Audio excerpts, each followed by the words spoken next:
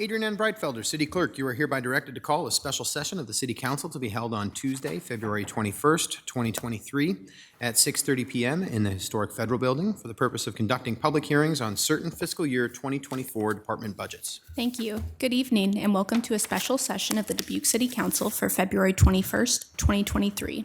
As a reminder to our participants, you can provide in-person input or virtual audio and written input during tonight's public hearings.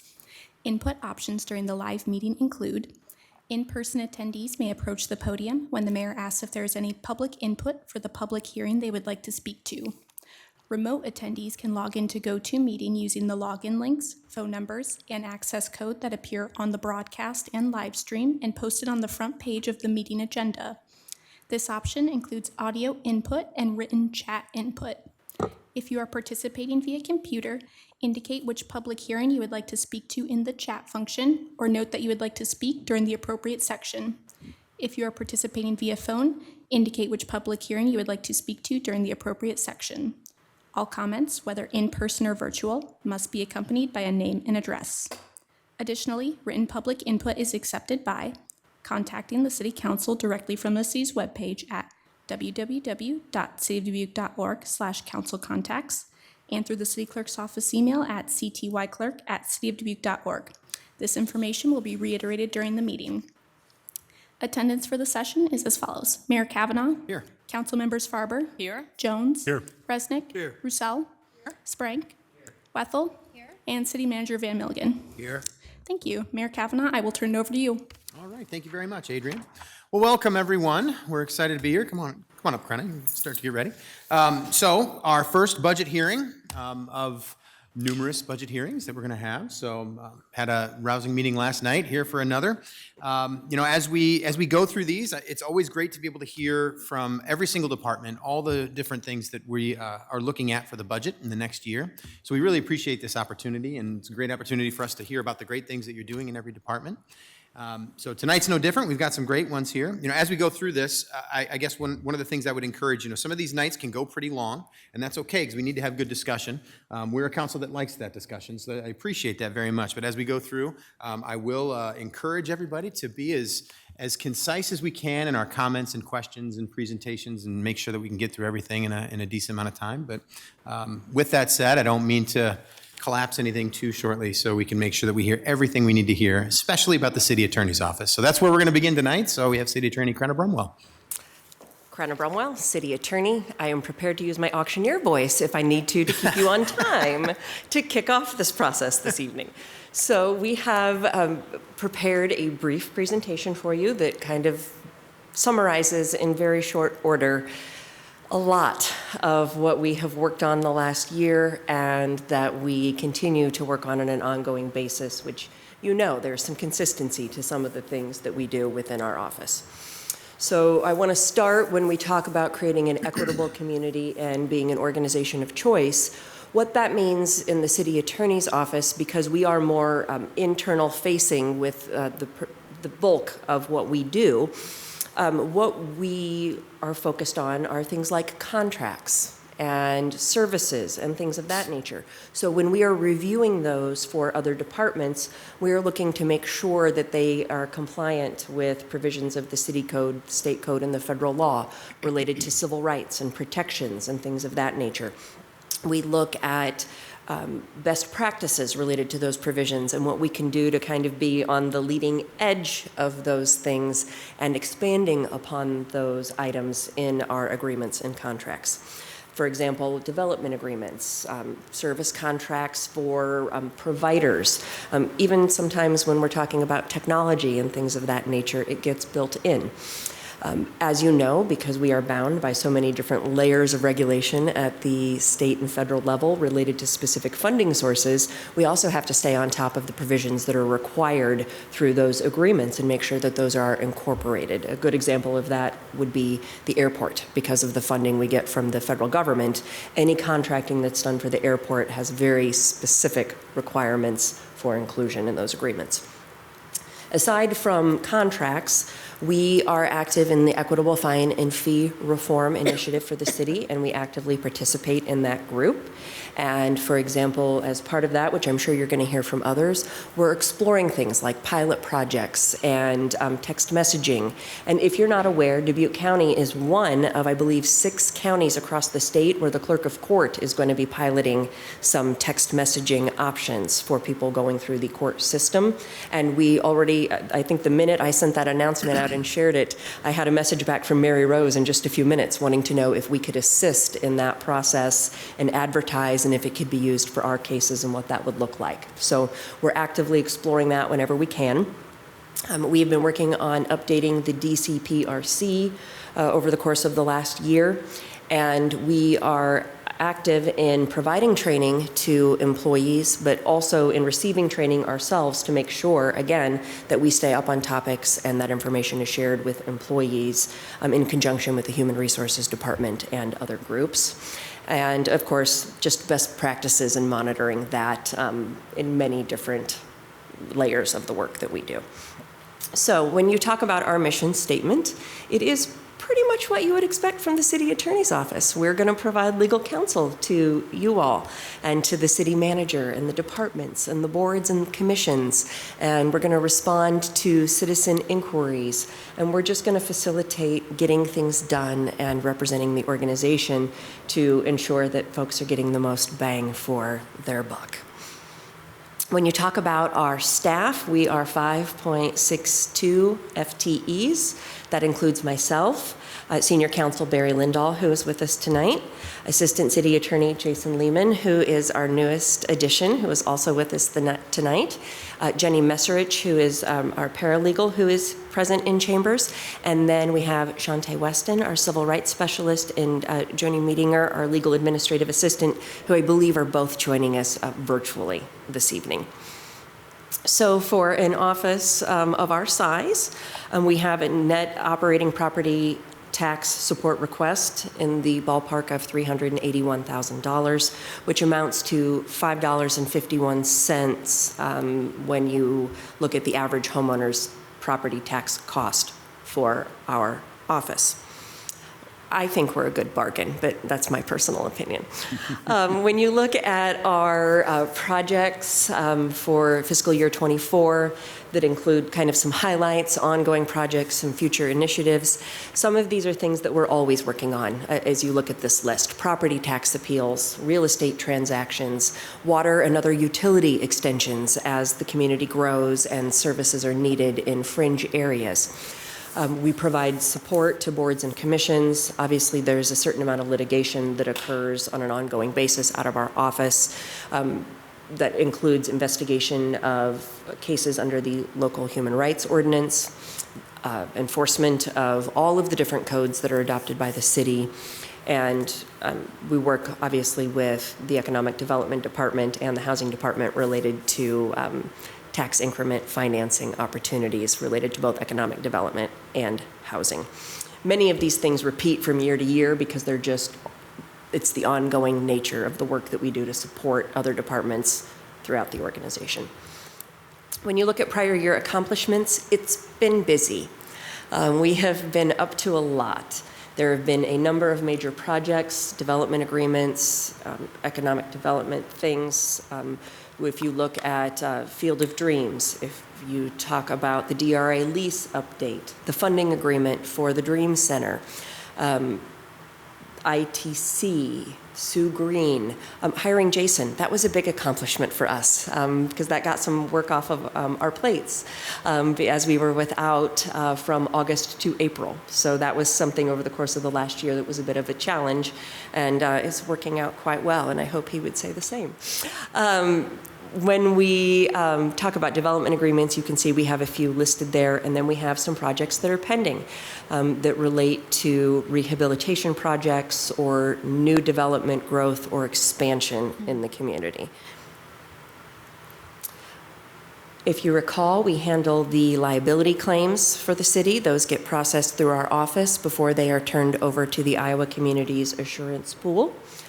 We have provided you with the numbers for actual figures in FY21 and 22, and we have an estimate in FY23. These range from property damage, car accidents, things of that nature. They can relate to things such as sewer backups. It could be a multitude of different claims. And actually, one of the things we're doing related to this actually tomorrow on the all-staff call is we're providing some education and background for all employees who want to be on the call related to our claims process, what it looks like, what it means, and what it means for them if they're involved in a claim. So it's just a piece of ongoing education that we're hoping to do as new staff come on and become aware of what our liability looks like, what the claims process looks like, what their role is, and what our role is in that process. When we talk about enforcement and court, I've provided a chart here that breaks down some of the most common criminal violations that are prosecuted by Jason, and then also the civil violations that you are most likely to see. That's the municipal infractions when we talk about them. Those are the civil violations. So you can see that the criminal focus primarily on the police department, moving violations, things of that nature. When you move over onto the civil side, while that includes the police department, we also expand beyond that to include the health department and the animal control folks, and then also the Housing and Community Development Department and the Instruction and Construction Division, where they're doing building codes and safety codes and things of that nature. That also goes to the fire department as well and the fire marshal's office related to the International Fire Code. When we talk about the human rights cases that are investigated by Ms. Weston, our civil rights specialist, we have the FY21 actual and FY22 actual, and we also provide an estimate for 23. One thing to point out there is we are not in control of those numbers. Those are numbers that are, those complaints are generated by citizens. So that is a bit of a moving target. We never quite know what that's going to look like, but we do like to give you the actuals and an idea of where that may be for the coming year. When we talk about petition properties, these are properties that since we started this process back in, I think it was 2017 or so, where we have tried to address problems in neighborhoods. We take referrals, we evaluate under the state code whether we can petition for title to properties as abandoned. This breaks down petitions that have been filed, cases that are under evaluation, cases where disposition is pending or it's in process. And you can even see on there where we have some of the properties that we have acquired and then we have in turn sold. I was quite excited when Jenny told me at the end of the day today that through an enforcement and petition and a whole host of different avenues, we actually were just able to get the transfer papers recorded for a long-time property in the 1500 block of Bluff Street. So that's what I'm calling my win for today. And I may do a dance later, we'll see. That one's been a long time coming, and it's going to make a big difference in that particular stretch of the neighborhood. And so this is ongoing. We take referrals all of the time, and again, kind of depends on what we come across in the community. You all can certainly make referrals as well, and we would send staff out to evaluate whether there's the potential for something to be considered for a petition. The last thing I want to touch on is the continuing legal education that we do in our office. As you may or may not know, we have certain amounts of mandated continuing education that we are required to do for our licensure. And we take great pride in keeping up on municipal law. We are active members of the International Municipal Lawyers Association and the Iowa Municipal Attorneys Association, and we partake in the continuing legal education that they offer on a regular basis. And we thank you for supporting our attendance at those conferences and seminars because they are so well worth it in what they bring to us personally, but I think what we bring back for the organization is worth every bit of it. Oftentimes, as we're sitting at those conferences and I'm going through listening to presenters and looking at their materials and things of that nature, I'm firing them off to people as we sit there saying, we should talk about this when I get back. I have thoughts. And sometimes I'm doing that so I remember the thoughts when I get back because I'm afraid I'm going to forget them. But it is amazing the thoughts and the ideas that sitting in those seminars and talking with peers generate. And the last few years have been a bit odd because of the pandemic, obviously. Some of the in-person sessions were not held, and we're glad that things are happening in person again, because sometimes it's the back and forth with the individuals and all of the minds together in the room that really kind of gets you going. And I wish there was a really big whiteboard quite often when we're in those rooms together. But we do anticipate that figure will go up over the course of the next year as we will be attending some things in person. And with that, thank you, and we can certainly try and take any questions you have. All right, thank you very much, Krenna. Questions or discussion? Mr. Resnick. Thank you very much. I'm trying to understand your resources here. It says administrative overhead charges. Are they all enterprise funds, or do we get them from other departments, or how does that work with the enterprise funds? And we have another category for property tax support. I mean, a lot of property taxes also support these enterprise funds, right? No. Okay, they're self-supporting. Right. Good evening, Jennifer Larson, Chief Financial Officer. The administrative overhead recharges are coming from enterprise funds, so sanitary sewer, storm, water, parking, refuse, and landfill. So they're the administrative departments like legal services, city manager's office, finance department, planning, city clerk, human resources, their net budgets are recharged. When fully implemented, it'll be net recharged between general fund and then all those enterprise funds.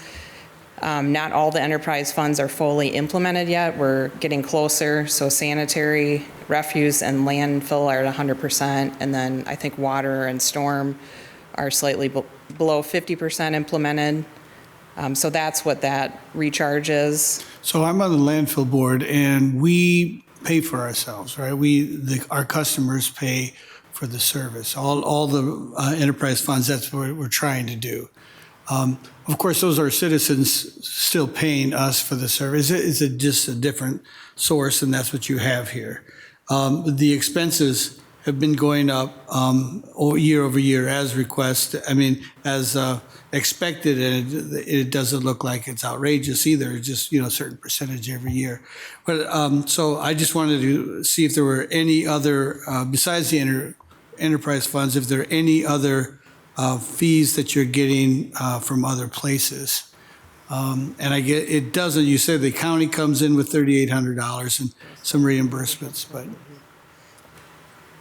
So we're involved in revenue collection for the organization by way of prosecuting violations and things of that nature. But when those funds come back into the city, even though we're involved, we don't, that funding is distributed to the department that generates the original violation. So it could be the health department, police department, fire department, things of that nature. So when it comes back into our budget through like the general fund this way, that's kind of how that comes back around, I guess. All right, and speaking as a board member for the landfill, we really appreciate the services that you give us. And I'm sure the other enterprise funds feel the same way, but I'm not the chair. The chair is here, though. But I'm sure that he would agree with me that we really appreciate what a great legal service we have. Thank you, Mr. Mayor. And Mr. Ms. Mayor? Farber. Yeah. Yes, so Karen, I just have one question, and I know that you had talked about this in your presentation. There is item number 7 where it talks about damage claims increased from 1059 to 123.1. That year increased but the rest of them are even higher in previous years. Could you just explain to us how you came up with, a 20% increase, meaning 105 to 123, and how that relates to everything that you're doing for the claim dispositions? So damage claims are similar in that we don't exactly know what they're going to be on an annual basis, right? That it changes based on the weather, based on circumstances, based on just life in general, right? So when we talk about the amount that we budget for claims, we look at that using an average over a period of years. So it's a 3-year average. So we look at the last 3 years, and then we average them to come up with the figure that's included in our budget. So if you have an outlier year, that may impact that, but we've kind of evolved over the years to use the 3-year average as a best practice. Right, and no doubt, and to thank you guys for your presentation. By the way, you are our unsung heroes, all of you, and it looks like you're being very prudent, if you will, on helping us with those damage claims, because at 1 year it was almost up to $175,000, so appreciate it. Thank you. Thank you, Mr. Mayor. Any others? Well, Krenna and everyone, thank you so much for the work that you do all year long for us and everyone in the city.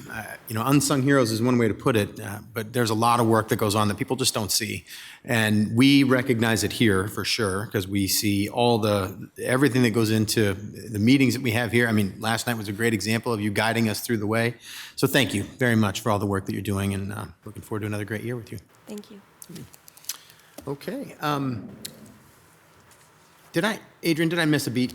We had to do public input, didn't we? There was an opportunity for public input, but looking at the GoToMeeting chat, there's just city staff that are involved in that, and there were no comments submitted. And then in terms of this presentation, there was no public input submitted for it. Okay, all right. And just real quick, because you asked me to stop after every single presentation for that input before we come back to the table, right? Mm-hmm. Okay, my bad.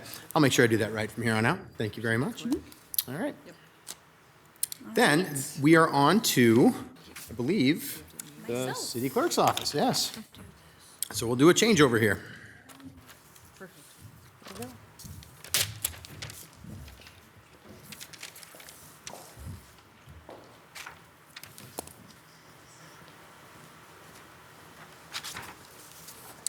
Just set that there for now. All right.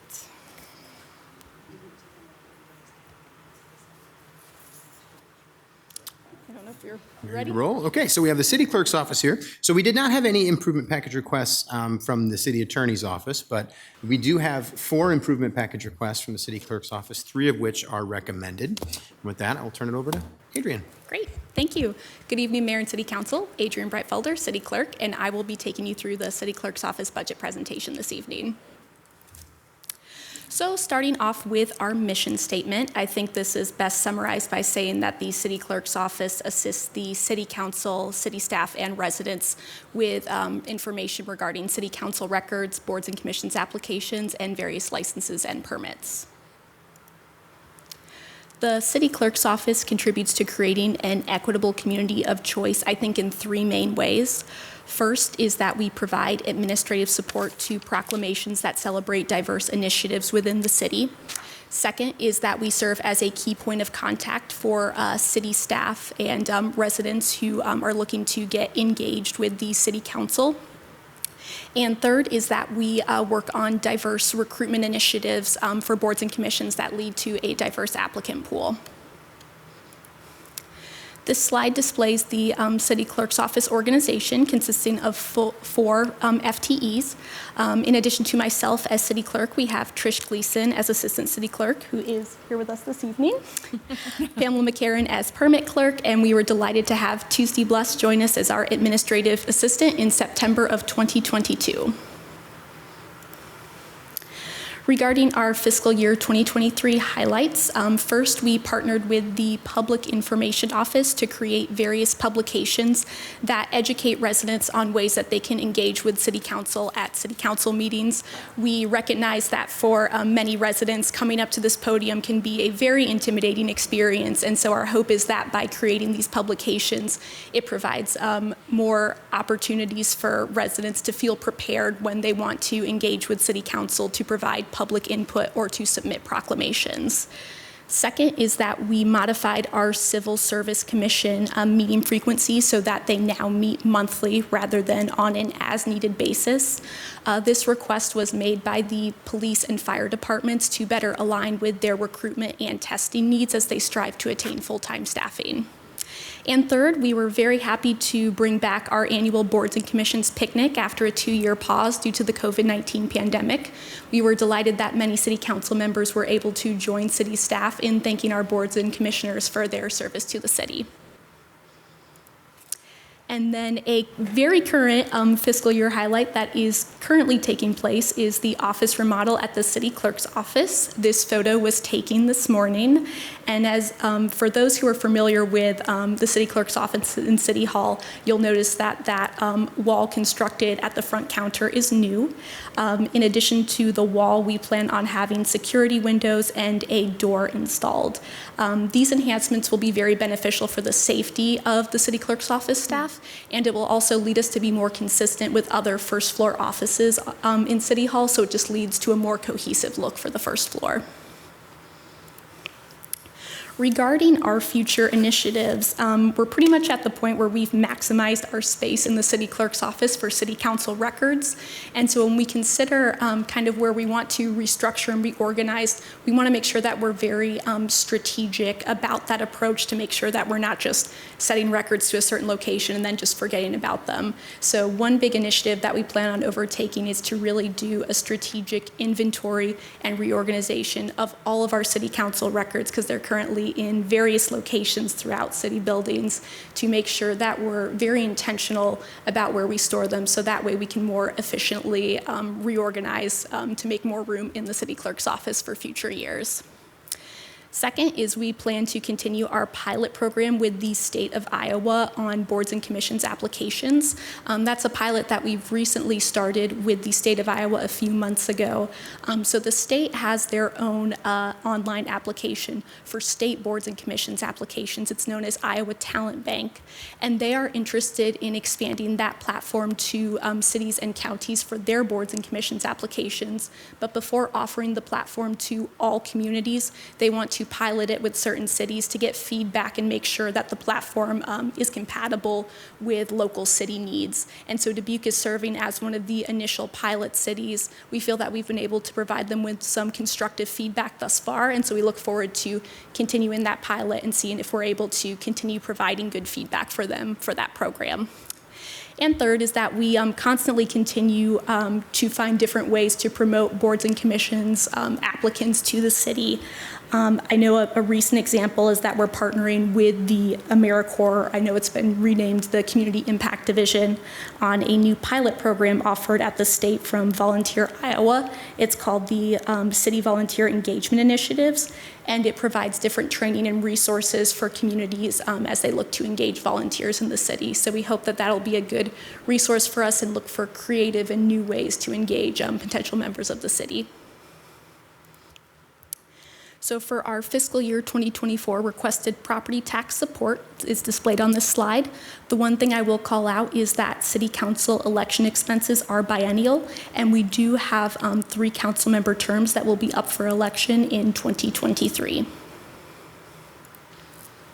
Next, I would just like to highlight our Civil Service Commission volunteers to publicly recognize and thank them for their service. I know I briefly touched on the Civil Service Commission, but just to provide a bit more background, it is a state-required commission that is heavily involved in the recruitment and promotion process of various positions within our police and fire departments. So they really play an integral role in the hiring needs of those departments. And so we really appreciate these commissioners for their service, especially because a lot of their meetings involve proctoring the exams, which often happen on weeknights or weekends. So certainly thank them for their service. Next, this slide shows the number of special events per calendar year. The city clerk's office oversees the special event application process for the city, and I think this is an important slide to highlight one of the many ways that a community is recovering from the COVID-19 pandemic. You see that for 2022, we've had a slight increase in the number of special events compared to 2021, which we think is a very positive sign of our recovery. And next, talking about the 3 recommended improvement package requests for fiscal year 2024. The first is what I would certainly consider the most significant one, and that is a potential agenda management solution for city council agendas.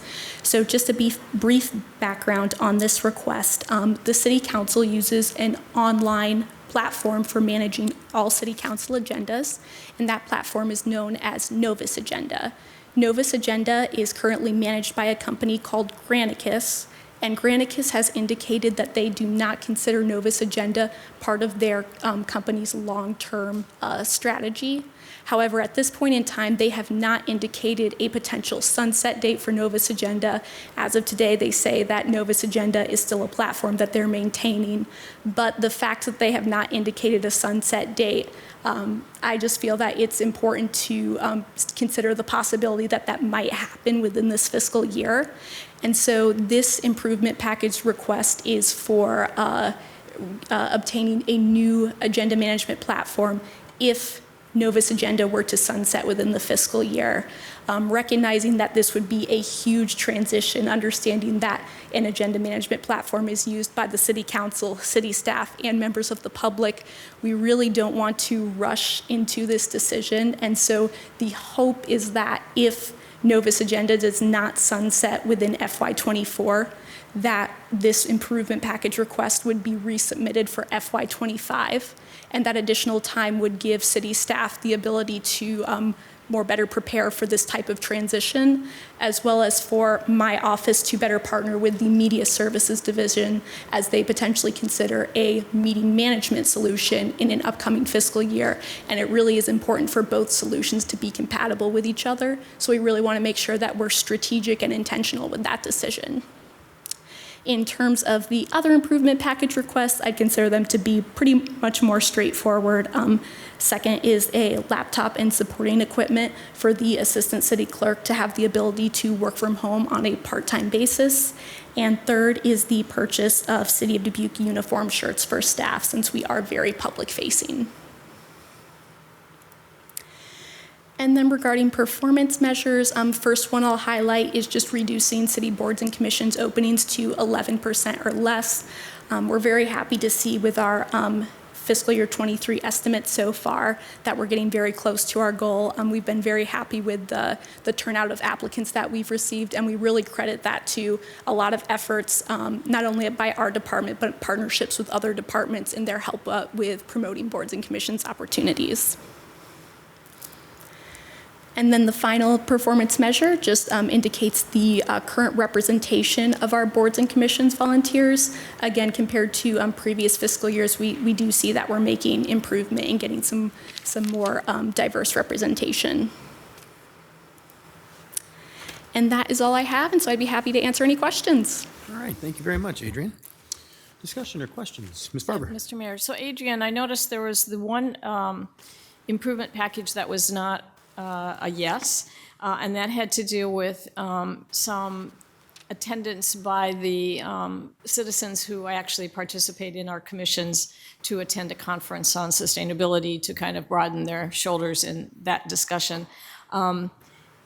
Recognizing that, is there other ways to recognize all the good work that everybody does to support our commissions and committees by perhaps creating or researching online resources to basically to further enhance their subject matter expertise, and maybe that could be with a no-cost, burden to the budget, but might also give them some opportunities to learn more about their subject matters, and maybe that's a connection to some of the other municipalities as to what they do, and maybe in specific departmental areas. I didn't know if you had thought about that as kind of an opportunity for them to have other kinds of education, if you will.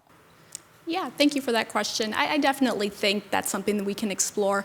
I can say, at least from our office, one thing that we've been looking to implement is an online orientation program for our boards and commissions. That online orientation would really just provide a more holistic overview of the city organization. But I certainly think, to your point, there could be opportunities to get more trainings that specialize with the specific commission that that individual is involved in.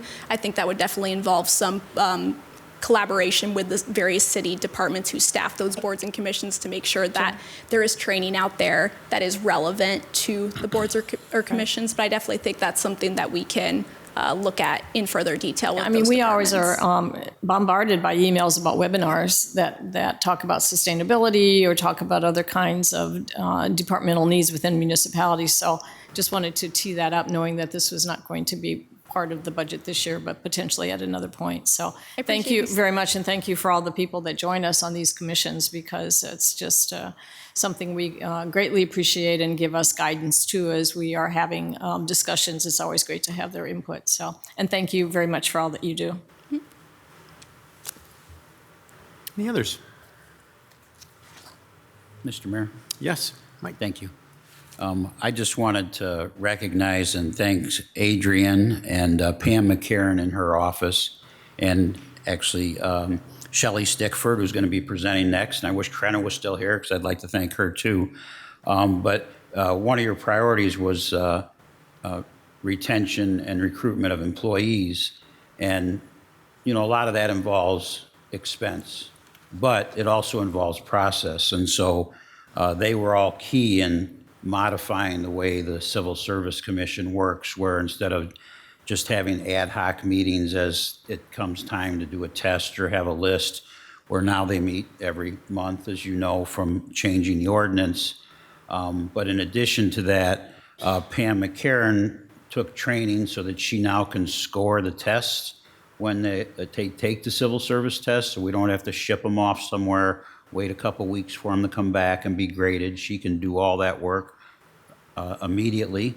And then also they're now doing, as opposed to saying, okay, your test date is on March 15th and 50 people show up, they're doing it where they can do tests on a continuous basis. So you show up, you can get scheduled for a test. And I don't know if we've actually implemented that part yet, but It was recently implemented, yes. So we really appreciate it that those departments are looking out for how ways we can make the process better and more efficient, and we can recruit and retain employees more easily. Yeah, thanks for pointing that out, Mike. That's really important information for all of us to know. And I think it speaks to the, some of the most important work that you do in your office. I mean, getting the efficiencies into the work that we do. You've done so much of that, since you become the city clerk, and the team that you have, and we really appreciate it.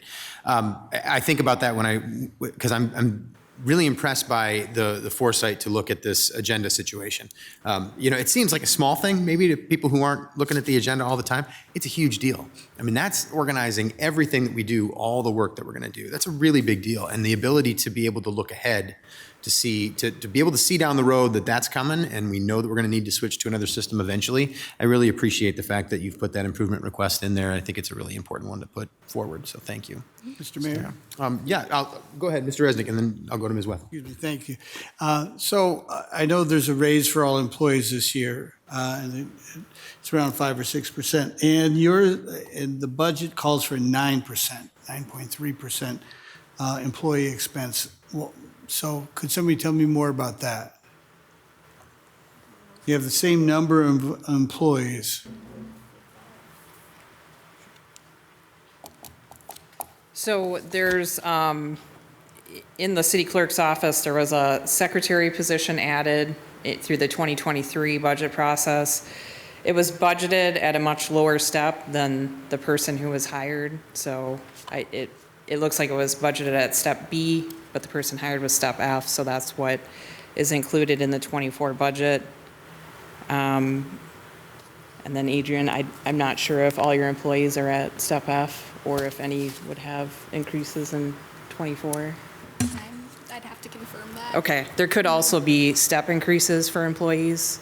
outside of the wage increase or increase in longevity. So there's the wage increase and a step increase, and the initial hire it was needed to hire them at a higher step. So the secretary 24 budget is about $15,000 higher than 23. Okay, thank you very much. So the way our pay system works is we generally start new employees at 75% of base wage, and then it takes 4.5 years for them to get to 100% of base wage. So they have these step increases. However, in this case, while it was a newly created position, so it was budgeted at that lower level, let's say the A or B step, we actually, an internal employee competed for the job and was successful in getting it. And she already was at step F in her current position. So we're not going to give her a pay cut to take a new position within our organization. So then she comes in to that position at the top step F, had been with our organization for a long time, high-performing employee that they were thrilled to get. So since we hadn't anticipated that, and there's really no way to anticipate that, the budget would have shown a lower number to come in at. But now this budget, now that we know who took it, would have the higher number. I see. So are some jobs, though, easier and they pay less naturally, or all the jobs don't pay exactly the same? So Right. wouldn't an employee who's making a certain amount at one position expect perhaps if it's an quote unquote easier job that they would get paid less, or is that not? Well, it is. So it's not only a step system, but it's a grade system. So every position has a grade based on its complication. And so, yes, so some positions are graded at a lower level than another position.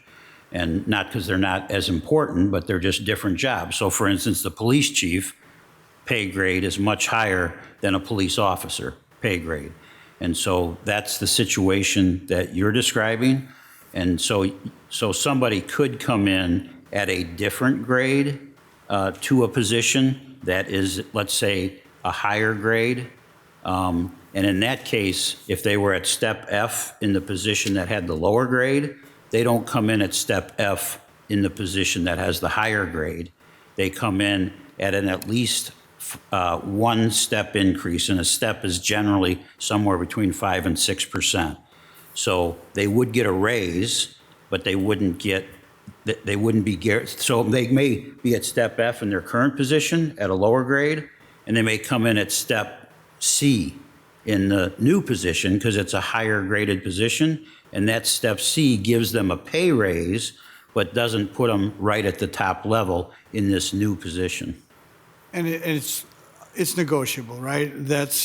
So if you want that person in that department and they want a certain grade, and you really say, well, it'd be great there. I mean, is that part of negotiation, or is it an automatic? So that's a yes and a no. Okay. So generally, an internal position, it's not negotiable. So if somebody moves from one position to another, they have to decide if they want the position and accept that between 5% and 6% pay raise and have to grow into the rest of the higher grade pay. There are some cases and technical positions where we're struggling to recruit where we do negotiate internally. Now, when we hire somebody externally, yes, there's a lot of negotiation that happens because, we need somebody to fill a position, and the person we want says, I'll take it, but I'm not taking it at step A. I'll take it at C or whatever their negotiation position is, and then we have to make a decision. Right. Well, did we have somebody that was equally as good? We just happened to offer it to you? And okay, well, we'll just go to the second person. Or, yeah, we've been struggling to find somebody for this job, and you're in a really strong negotiation position. And so then, yes, we have to negotiate. Thank you. A lot of good answers here. Thank you very much. Ms. Wethel. I just wanted to acknowledge you and all that you did to help me on board. So in a special election, that put a lot of work on you. And you are a superstar at getting people up and running. And so I can only imagine if you had to do that more than one person at a time, how much that would put on your plate. I'm sure you're very capable of it, but thank you. Mr. Mayor, Mr. Jones? is a civil service commissioner compelled by statute to proctor civil service exams? Or is So- that just something that we do? In the statute, I know it mentions that they have to designate someone who is qualified in order to proctor it. I know historically it has always been either a civil service commissioner or if they're unable to, then Pamela McCarron, our permit clerk, would proctor it as well. And this thought just kind of blew through my head, and I don't know if it's helpful to you or not. There's a big business in testing centers. NICC is a Pearson VUE testing center, for instance, where, like in my profession as a paramedic, if I had to take a recertification, I could recertify by examination if I didn't have enough hours of continuing to do it. And you just go down there and sit for this national test, pay your fee, and can do it just about any time during the workday. I don't know if that's something that would be helpful for that odd position, or if there would be a way to have people testing all the time to come into some of these positions. I've got some familiarity with the chapter, and I don't think it does let you do that, but it might be worth exploring. Yeah, definitely. Yeah, the ongoing testing for our police officers is brand new, so we are working very closely with the police department to determine what type of system works in terms of them receiving applicants who are eligible to test and notifying us in terms of proctoring, but we'll certainly explore any efficiency we can with that. I was impressed with the time I did that recertification by examination. They take your wallet and your phone and just about your fingerprints and lock everything up. And it's you and the mouse and whatever you brought with you up here. And that's all. Mm-hmm. All right. Do we have any sort of public, I did that backwards again. By the third time, I'm going to get it right. But do we have any? We do not have any virtual. Nobody else. Okay, and And- I'm seeing everybody. And I've everybody- not received any input. Okay, wonderful. Thank you very much. Well, thank you very much, Adrian, and everyone in the city clerk's office. Trish, thanks for coming this evening as well, and all the work that you do. All right, next up, we will have our public information office. We'll let you get set up there.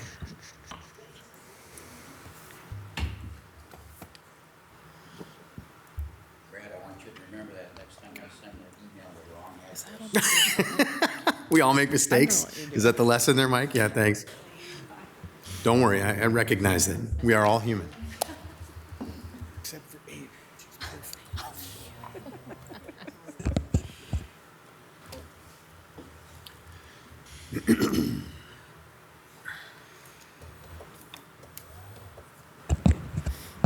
I'd ask if you need any assistance getting set up, but you're the one who assists everybody to get set up, so you're on your own, Randy. I think I'm ready. You're ready to go. Okay, all right, so we have our Public Information Office, 7 improvement package requests, 4 of which are recommended. So Randy, take it away. Okay, good evening, Mayor and City Council members. I'm Randy Gale. I'm the Public Information Officer.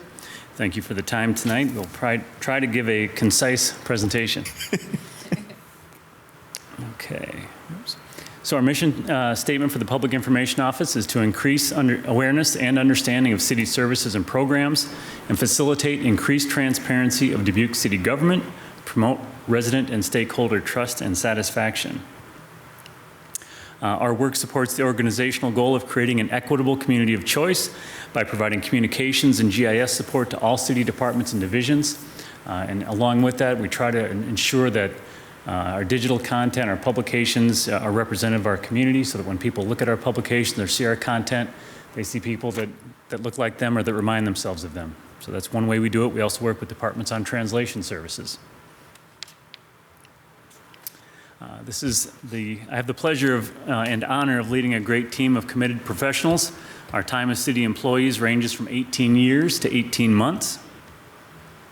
The Public Information Office team currently consists of 3 full-time and 1 part-time staff in public information, 2 full-time in media services, and 2 full-time in GIS.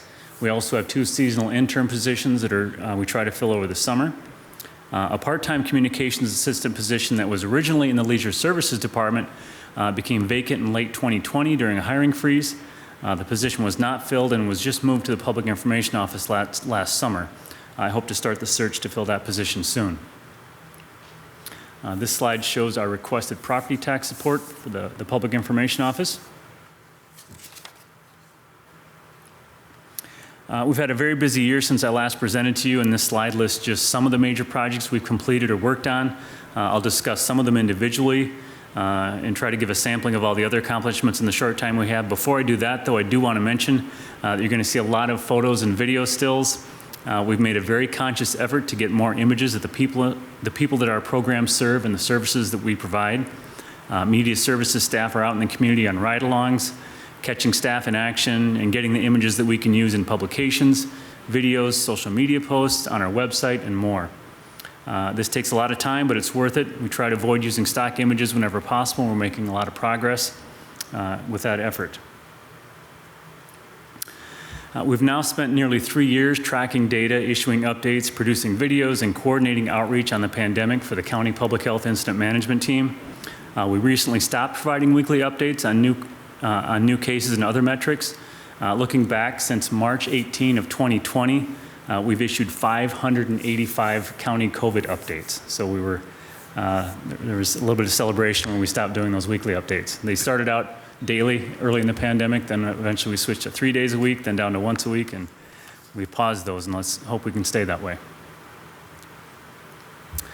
2 issues of the City Focus magazine were produced in the last year, with nearly 29,000 copies of each issue printed and mailed to city postal addresses. Additionally, 6 issues of the City News newsletter were produced. Almost 21,000 copies of each issue of the newsletter are printed and mailed with city utility bills. We get to work with all city departments and divisions to promote a wide variety of services and programs to improve the quality of life in our community. Whether it's a utility bill insert, a poster for display in a jewel bus, a flyer that's shared with partner organizations, targeted postcard mailings, a program for a special event, we work with the department staff to collect the information and the images we need to tailor the message for the intended audience of that event, piece, or project. The PIO team has spent a lot of time working with public works staff to prepare residents for the citywide deployment of tipper carts scheduled to begin this spring. We've created utility bill inserts, newsletter articles, posters, decals, videos, social media posts, and more to notify residents that this is coming and that they can right-size their cart before receiving a new 35-gallon cart. We'll soon start messaging in advance of cart deployment, and we'll then switch to reminding residents of proper cart use and placement for collection. As the city's workforce recruitment and retention challenge has intensified, the Public Information Office has become more and more involved in the recruitment process by marketing employment with the city and assisting human resources with messaging and advertising. This is especially true with police officer recruitment. We've assisted with recruitment videos, publications, banners for recruitment fairs, digital content, and social media promotions. Here are just a few more examples of some of those recruitment pieces we've worked on. We've also produced videos, social media posts, and digital content for firefighter recruitment over the past year. While recruiting employees is a challenge, so is volunteer recruitment, and we've supported those efforts for AmeriCorps, the DBQ shovel crew, and others. PIO staff have made recruitment of seasonal leisure services employees a top priority. We're currently in the midst of a comprehensive 5-month multimedia campaign to recruit applicants for the more than 250 positions that need to be filled. We're encouraged by some of the results Leisure Services is reporting, and by tracking web page traffic and comparing it to message deployment, we're able to see spikes when ads come out, when certain social media posts come out, so it's encouraging to see that we're moving the needle there. We've also focused on recruiting lifeguards with targeted message and a dedicated web page on the benefits of that position and the hiring and certification process associated with it. Here are a few more examples of those pieces. You may have seen the jewel bus going around town that's going to be featuring that message for a while. We often provide significant behind-the-scenes support for consultants hired by the city for studies and project management. PIO and GIS staff were heavily involved in the MoveDBQ Smart Parking and Mobility Study, especially with community engagement. That included the MoveDBQ branding and logo development, creating and maintaining the MoveDBQ webpage, reviewing and providing input for the online survey, and assisting with the development of the stakeholder list. PIO staff also wrote copy, created graphics, and scheduled social media posts to promote the community bike ride and survey. They also designed posters for the Jewel buses and local businesses. Additionally, they designed a parking ticket, quote-unquote parking ticket, with QR code to promote the survey for Small Business Saturday, and a beverage coaster to promote the survey that you may have seen in some local establishments. Communications specialist Kristen Hill has been working closely with the Leisure Services Department to better market the many great programs and services they provide for our residents through more consistent and targeted promotions and outreach. This includes the Let's Go Activities Guide that you may see, the newsletter, both the print and email version, as well as their social media channels. It also includes the Miracle League of Dubuque and Bunker Hill Golf Course. They all have communications need that we've been supporting a lot more in the past year. Likewise, our pools, the Rec and Roll trailer, and after-school sports. A lot of messaging with those as well. The B Branch project. We saw the completion of another major component last year, and we celebrated the opening of the pedestrian tunnels under the railroad tracks with a short ceremony and a celebratory bike ride and walk last June that many of you were at as well. Other work included the design of the B Branch Pedestrian Tunnels mural, coordinating B Branch cleanup events for community groups, including John Deere employees and the Dubuque Community School District Transition Alliance Program. She also produced the B Branch newsletter that's mailed to approximately 14,000 addresses within the watershed.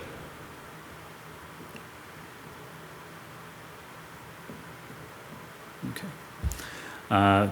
We also planned 8 community events and activities for Pollinator Week last summer. Organized an enrichment event at the B Branch Community Garden and Urban Orchard for St. Mark's Youth Enrichment, with Petal Hollow Apiary as the presenter. Organized a 4-day workshop for the MFC STEP. Organized a 4-day workshop for the MFC STEP teens to learn about the importance of conserving and protecting water, during which the teens painted 2 new storm drain murals with the help of local artist Emily Cotton Cram. And kind of transitioning to video and media services here. Under Mayor Kavanaugh's leadership, Media Services has led the development of a new video series, Delivering Dubuque with Mayor Kavanaugh. To date, 7 episodes have been produced, and we featured a variety of projects and initiatives, with each garnering hundreds of views on YouTube and even more on Facebook and City Channel Dubuque. As I mentioned earlier, the videos, photos, and animations being produced are being featured in many of our social media posts across Facebook, Twitter, Instagram, YouTube, LinkedIn, and Nextdoor, as we try to connect with residents on their platform of choice. We're also continuing to support multiple departments with the management of their social media channels, including Leisure Services, Fire, and Police. The integration of these videos, let me start this video here, make sure this works.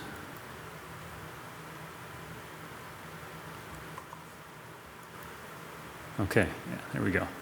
Under Felicia Carner's leadership, we're producing a lot of great videos that feature residents experiencing city services and programs. They've also become employee recruitment and retention tools. We've somewhat become the victim of our own success, as more and more departments are seeing these videos and asking for videos to be produced to support their programs and initiatives, which is a good problem to have, but we're forced to prioritize based on city council goals and priorities, and we'll do our best to keep up with those. And this is just a 1-minute video, so I'll pause while it finishes playing. A lot of events that many of you were at, some familiar faces.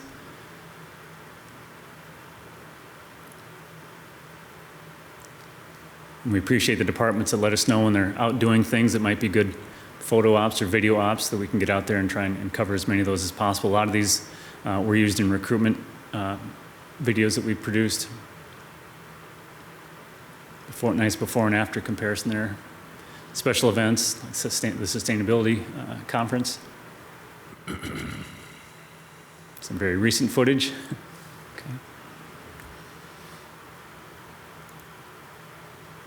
Okay. All right, future initiatives. As I mentioned, we'll continue to prioritize marketing employment opportunities with the city, especially public safety positions, and seasonal employment opportunities with Leisure Services. I also mentioned our plan work with Public Works related to community-wide deployment of tipper carts. We also plan to begin working on a spring or summer issue of the City Focus magazine. Work will soon begin on the next phase of improvements on the Northwest Arterial, and we'll again keep the public informed of traffic impacts. Lead service line replacement was mentioned by the city manager in his budget presentation. And I'm sure you'll be hearing more about it in other budget presentations, but the scope of this project and the thousands of properties that it will impact is going to require a tremendous amount of public outreach and information shared on a scale that really can't be overestimated. It will rival the B Branch project, I think, in terms of the outreach it's going to take. So we're already starting to plan for this and try to determine how we can absorb those responsibilities. Our website is also due for a refresh or update under the terms of our contract with our vendors, so we'll work on that sometime over the next year. Finally, as new staff and new positions and departments and officers are created and new initiatives get underway, they all need support by the Public Information Office. So as an internal support department, we'll do our best to meet those new and ongoing needs for PIO support. Okay, improvement packages. 2 of our improvement packages were recommended for funding. Previously, there was no overtime budget for the 4 hourly communication specialist positions. 3, that should be 3 communication specialist positions, sorry. So I requested a very modest budget for those needs. Secondly, as our digital footprint grows through our social media presence on multiple platforms, so too does our liability for archiving responsibilities and FOIA requests. So there is a package that would allow us to secure those services by going out to RFP. Very briefly going to touch on a few performance measures. And I'll apologize in advance. The years on these kind of jump around. We kind of had to hit reset on some of our key performance indicators because Facebook changed how they were doing analytics, so we had to reflect those as well. And then we also switched to Google Analytics for our website. So instead of having the traditional 3-year look back, we kind of jump around from FY 21 to 20, but kind of set a new baseline this year, so going forward they'll be more consistent. So looking at social media followers, again, this is an aggregate of multiple platforms. This is just the general city presence. So this does not include police, fire, leisure services. This is just the city of Dubuque on Facebook, Twitter, Instagram, YouTube, LinkedIn, and Nextdoor. Seeing some good growth there.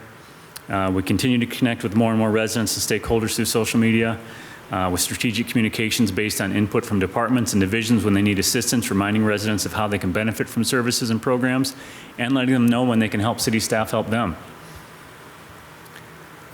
Okay, and so that was social media followers. This is social media reach, and that's the number of users exposed to our content. So they're just seeing our posts and stories. And then social media engagement, that's the number of actions. So likes, shares, link clicks, et cetera, that are taken in response to our content. And if you notice, these last couple are a little off maybe, but one thing that may be impacting our reach and engagement is the gradual reduction of COVID-related posts that we've been doing. That's gradually decreased. 2020 it was high and we've gone down. So that could be reflected in those numbers too. Okay, YouTube video views, nice growth there. Expect to see more of that. Website homepage views. So this is just our index page. So that's calendar year. That's the one we had to switch to calendar year for the website. So that's a little off there. Total page views. So that's the total number of pages viewed on our website. Seeing good growth there. And I will mention that our top 3 pages visited in 2020 were utility billing, Miller Riverview Park, and housing and community development. And the top 3 search terms used on our site were jobs, trash, and camping. So interesting. So at this point, I'm going to turn it over to Nikki Rosemeyer for the GIS presentation, and she and I will both be available for questions when she's done. Thank you. Oh, no, you're fine. I brought myself a cup of water because I've become, since the pandemic, very aware of how often I physically choke on words. So I just have my water here just in case. Good evening, Mayor and City Council. I am Nikki Rosemeyer, and I am the GIS coordinator for the City of Dubuque. My office is 2.25 employees. It is me. I've been here for 17 very fast years. And Jake Ironside, who's been with me for about a month now, he came over from the transit department. He's been a great addition to my office. We also do have a GIS intern. That is a seasonal position. I typically hire somebody in May, and they finish up in August. Okay, so tonight I'd like to touch on a few of the larger projects that I've worked on this past year. The first one being the Black Heritage Survey and Finding Dubuque. So GIS has been and continues to be a cornerstone of the application for both Black Heritage Survey and Finding Dubuque. Last February, I started working with the assistant planner, Chris Happ-Olson, on a way to collect documentation related to the history of Black residents in Dubuque. Using careful database design and input from project stakeholders, I was able to create a database in GIS using Survey 123 to collect, store, and categorize documentation. In all, we collected and categorized 930 documents and references from several different sources using GIS database design. Because many of these contain location information, we were able to use GIS to accurately locate them on the map during the collection process. As you are aware, this project has blossomed into an amazing and beautiful story map that I will take no credit for outside of the fact that I basically got them started on it, but that is all GIS spend. They've done a great job with it. Another project that I have worked on extensively this past year is the Tipper Cart Initiative. This one I'm going to talk about a little bit more and just illustrate how deep GIS can get into a project. Tipper Cart management began a few years ago in GIS.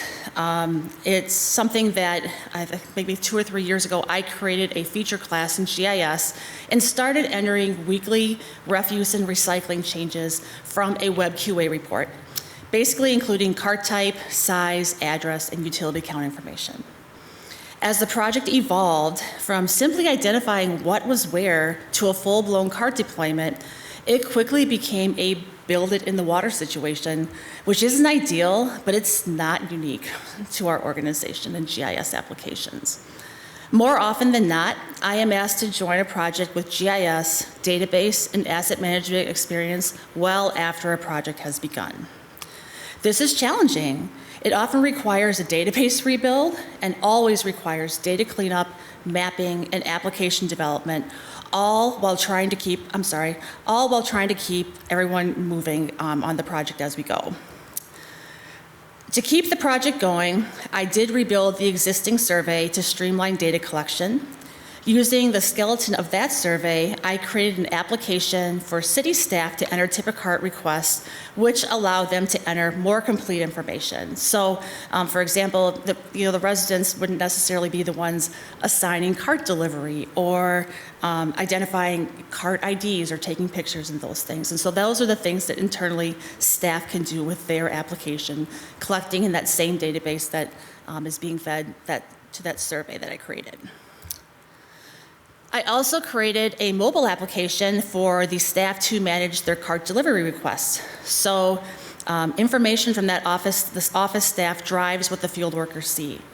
They can see what and where services are requested and can modify each customer's request status as carts are delivered or picked up.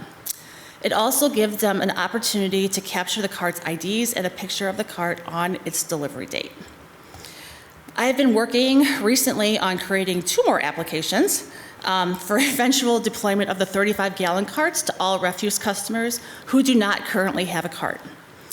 This has required me to comb through our utility billing account information and map out existing refuse services so we can identify those customers with basic refuse services and no existing cart. For the most part, the 35-gallon cart information is not captured in utility billing the way other cart sizes are, due to the fee being the same as a basic service. After getting the utility billing info tied to the correct address, we used parcel ID information from utility billing to tie back to our address database, which I'm going to talk about a lot tonight. Matching addresses doesn't work for this. Address information gets entered differently by everyone. This process hasn't been smooth either. There are many accounts with no parcel ID, incorrect parcel IDs, or incorrect addressing. Also, any apartment or multi-unit buildings with multiple service accounts will have the same parcel number and cause a duplication in data. The first of these 2 applications was built for Public Works to assist in verification. Each account has been mapped and visualized as a polygon to allow users to quickly see refuse collection information in existing services. They have implemented their own survey to collect images and locations of the existing tipper carts. So between the features that I've created and the points that they have collected, I've asked Public Works staff to go back and not only verify the locations of the existing carts out in the field, but to also verify that if someone says that they're, if they're paying for a 96-gallon cart, let's make sure they have a 96-gallon cart.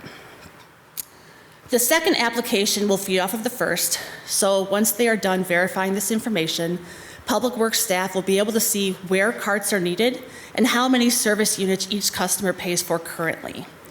Both Jake and I have been working on these applications and data sets feverishly in order to keep up with Public Works' expected rollout of spring of 2023. Because this information is now entered exclusively in GIS, the WebQA refuse change report has been retired, and I am supplying utility billing with refuse change information on a weekly basis.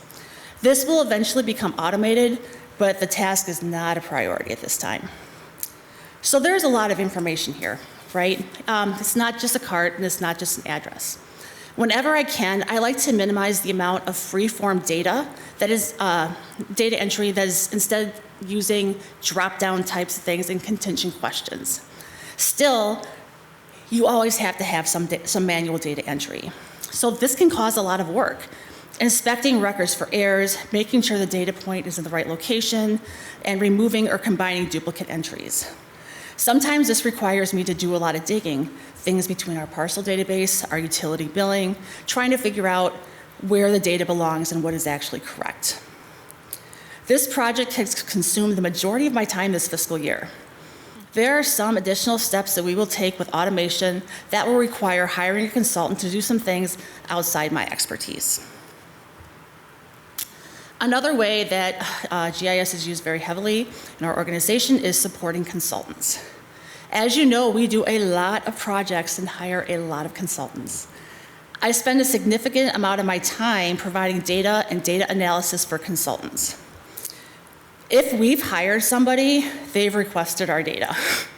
More likely, I have done work that they take and analyze. I build surveys, I cut data, I create maps, I try to bring their results back into our system. At times it can be challenging because they ask for a lot. They will want everything that they can possibly get their hands on, and we'll provide it. Then they'll come back 2 days later and ask for that same data set, but 3 blocks to the west of the original project data request area. So that can be a lot of work. Also, because we have that enterprise licensing agreement for our GIS software, we have all the tools, right? So oftentimes, we have more tools at our fingertips than the consultants do. I've tried educating staff over the past year, in particular, about the tools that we have available. There have been a few times when we've paid consultants to produce data or analysis when we could have done it quickly in-house. I'm hoping in the future we can review what GIS is capable of prior to hiring outside help, or hiring help that will do the work in GIS and not require data input or modification afterward. Oh, those lead service lines and the GIS work that goes into that as well. GIS is the main tool driving this lead service line replacement. All of this information lives in GIS. About 8 months ago, I asked the water distribution GIS specialist to start working with me on a project because I knew we were going to have to at least have information out to the public by 2024. And Esri, our GIS service software provider, had created a lead service line solution. A solution is basically a project that's available to us through our enterprise licensing that contains maps, data sets, applications, hub sites, and dashboards that are basically about 60% built toward a specific project. I thought we would get an early start so we'd be ready to go by 2024. We didn't realize our leisurely summer project would come into focus so quickly. So we have begun populating this solution with our data and tweaking the data sets to match information that we need. This data feeds everything in the solution. We have several web applications in action currently, but since the project's just kind of getting started, there's still a work in progress. We have a viewer that's available to project managers and consultants that identifies the locations of service line materials throughout town, as well as locations of upcoming capital improvement projects, asphalt overlay, low and to moderate income areas, and other things that we want to consider when we start planning the progress of this project. We have a dashboard that you can see on your screen that draws data directly from GIS and gives us a quick overview of the types of service materials and the numbers that we're looking at. As we start the mitigation of the lead service lines, more information, sorry, I just tapped this the wrong direction. More information will start to populate this, right? So we will have, as the contractors will be putting in information, as we take calls and scheduling appointments for those types of things to be replaced, that will feed these dashboards and this information as well. Everything is as up to date as the information that is in our GIS database. It also our water department and public information staff can also add relevant information to the hub site that comes with this. Basically what the hub site is it's a website. It does not require the creation of a new website. It's ready to go when we say we want it to. All right. Ooh, okay. Talking about address points again. GIS and Tyler implementation. You're well aware of the work that has gone into getting the Tyler ERP system up and running. As part of the utility billing implementation occurring this summer, Jake and I have been readying our address point data. I talk about our address data all the time, I think every year when I'm up here. And yet this is another way that a GIS data set is powering another legacy application. GIS address data will be used to feed address information in Tyler, meaning all addresses between GIS and Tyler will be the same, which is awesome. Parcel information will also be attached, and having this connection will eliminate the need for anyone in utility billing to have to enter any information related to an address that needs utility billing information. This project requires us to modify our existing address database model, which is something I had already planned. Thankfully, Esri has a solution for that as well, and something that will ease the transition between these applications. We have a lot of work to do on this in a very short time, most of which includes cleaning up our address database. The biggest issue usually comes again with those multi-unit buildings and basically just verifying the difference between apartments and suites. We'll be hitting this very hard in March and hope to have something ready to roll in April. And last night, I see that you guys all got to meet Max O'Brien, our new engineer. He's wonderful. He spent a lot of time talking about this subject, so I will just touch on it quickly. Our sanitary sewer assets exist in GIS. Between engineering and public works, city staff has done an amazing job of updating and maintaining this data. With our enterprise GIS licensing, we probably have all the tools that we need to complete a sanitary sewer asset management program. However, we do not have the time, and I do not have the expertise. I'm hoping that we can find qualified consultants who can not only use our data directly so I don't have to cut anything for them, but can also perform the project directly in GIS and hand it back seamlessly so we can continue to work with it. No PDFs or static data anymore. Let's keep this thing living once it gets going. Since Max started, he has been using GIS quite a bit to do his own analysis and kind of learn our system. On top of looking at our infrastructure, he's been able to review maintenance records and further delineate sanitary drainage basins. We've also incorporated, based on that address information again, and its newly added utility billing accounts, looking at water usage and how it compares to what is actually being measured in the sanitary sewer system downstream. As you can surmise from the last few slides, there is a lot going on. I haven't even talked about a single map tonight, not one. I do want to summarize some challenges that I face daily. Data quality is always an issue.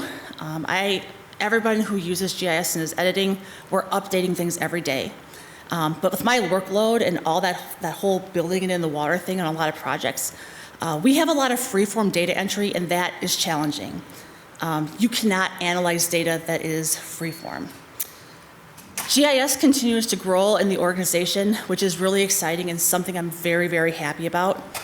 Our application resources are unlimited, but my time is not. Technology is constantly changing and mostly for the better, but it's challenging to keep up with that.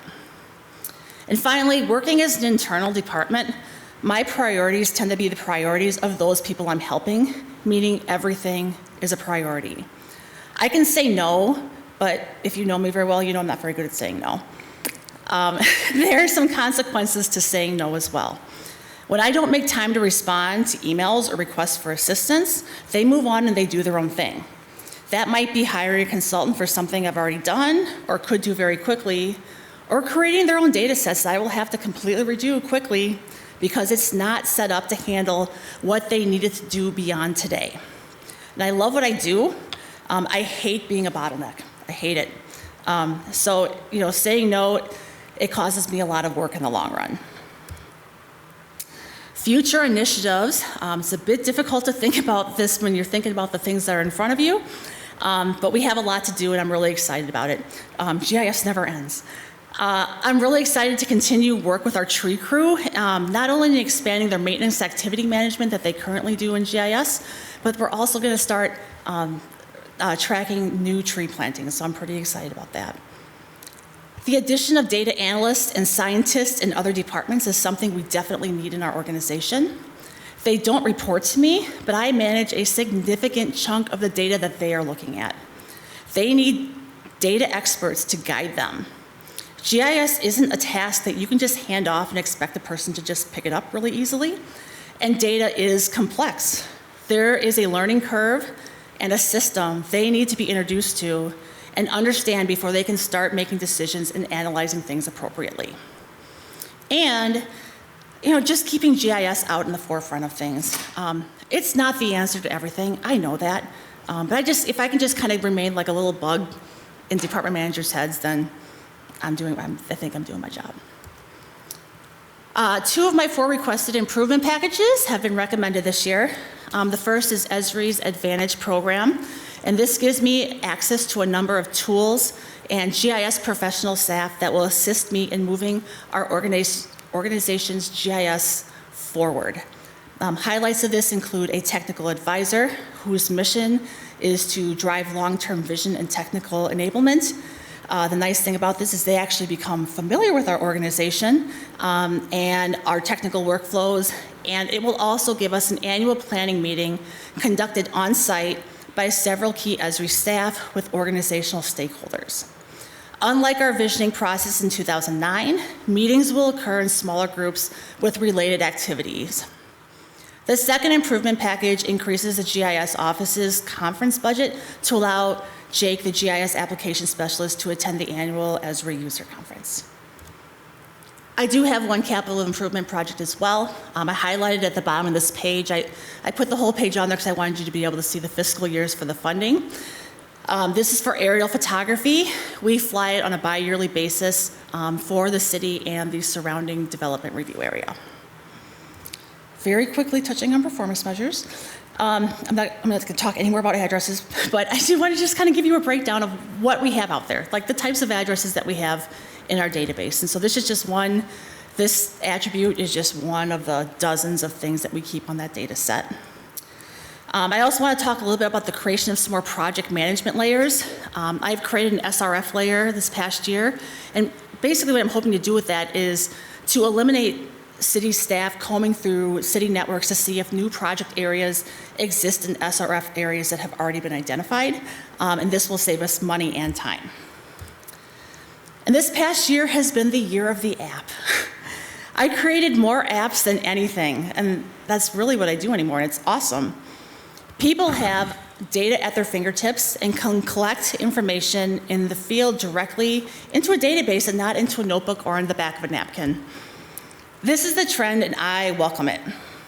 There are really only 2 people in our organization who are doing applications right now, but between the 2 of us, we have like 607 of them, so we're doing okay. And that is all I have to talk about tonight. So Randy and I will take your questions if you have any. All right, thank you very much. So I'm remembering to first see if there's any public input before we bring it back to the table for discussion. No online, okay. No written input received. I've not received any. Okay, I don't see anybody here. So I remembered, just to make that clear for everybody. All right, moving on then. So back to the table for discussion. Mr. Spring. Thank you, Mr. Mayor. Thank you, Randy and Nikki. A lot of good information as always. But my question is for Nikki. You sound a little flustered. What? Yes. Yeah. And I was a little confused in your improvement package. And I can understand because there are long-term recurring costs by additionally hiring 2 staff members. Because one was your first, one of 7, 1 and then 4 where you basically asked for more help. Where you asked for more help. Yep. Yeah, I feel where we feel like we need to somehow figure that out, but probably can't. Can we get you more interns? Sounds like you really need a lot of help from, you're working with large enterprise funds. Is there any way that we can get a little creative and get you a little more help, even another part-time person maybe? Because clearly the lead line is going to be a long-term thing. And I know you just can't bring in somebody off the street. They have to be well-trained, so. I don't know. Right. Yeah, it's a challenge. The GIS application specialists, that ideally their position is one that is creating the applications and everything. But obviously Jake's only been there for a month. I have him working on data development right now. Like I said, that address information, the stuff that we're rolling into Tyler, and. Having been in an office of one for so long and then adding this position and, having the one position that I do have, it's always been a challenge to plan our work because it comes to us or it comes to me and it's just something that I do. And so, part-time assistants could help, intern assistants could help.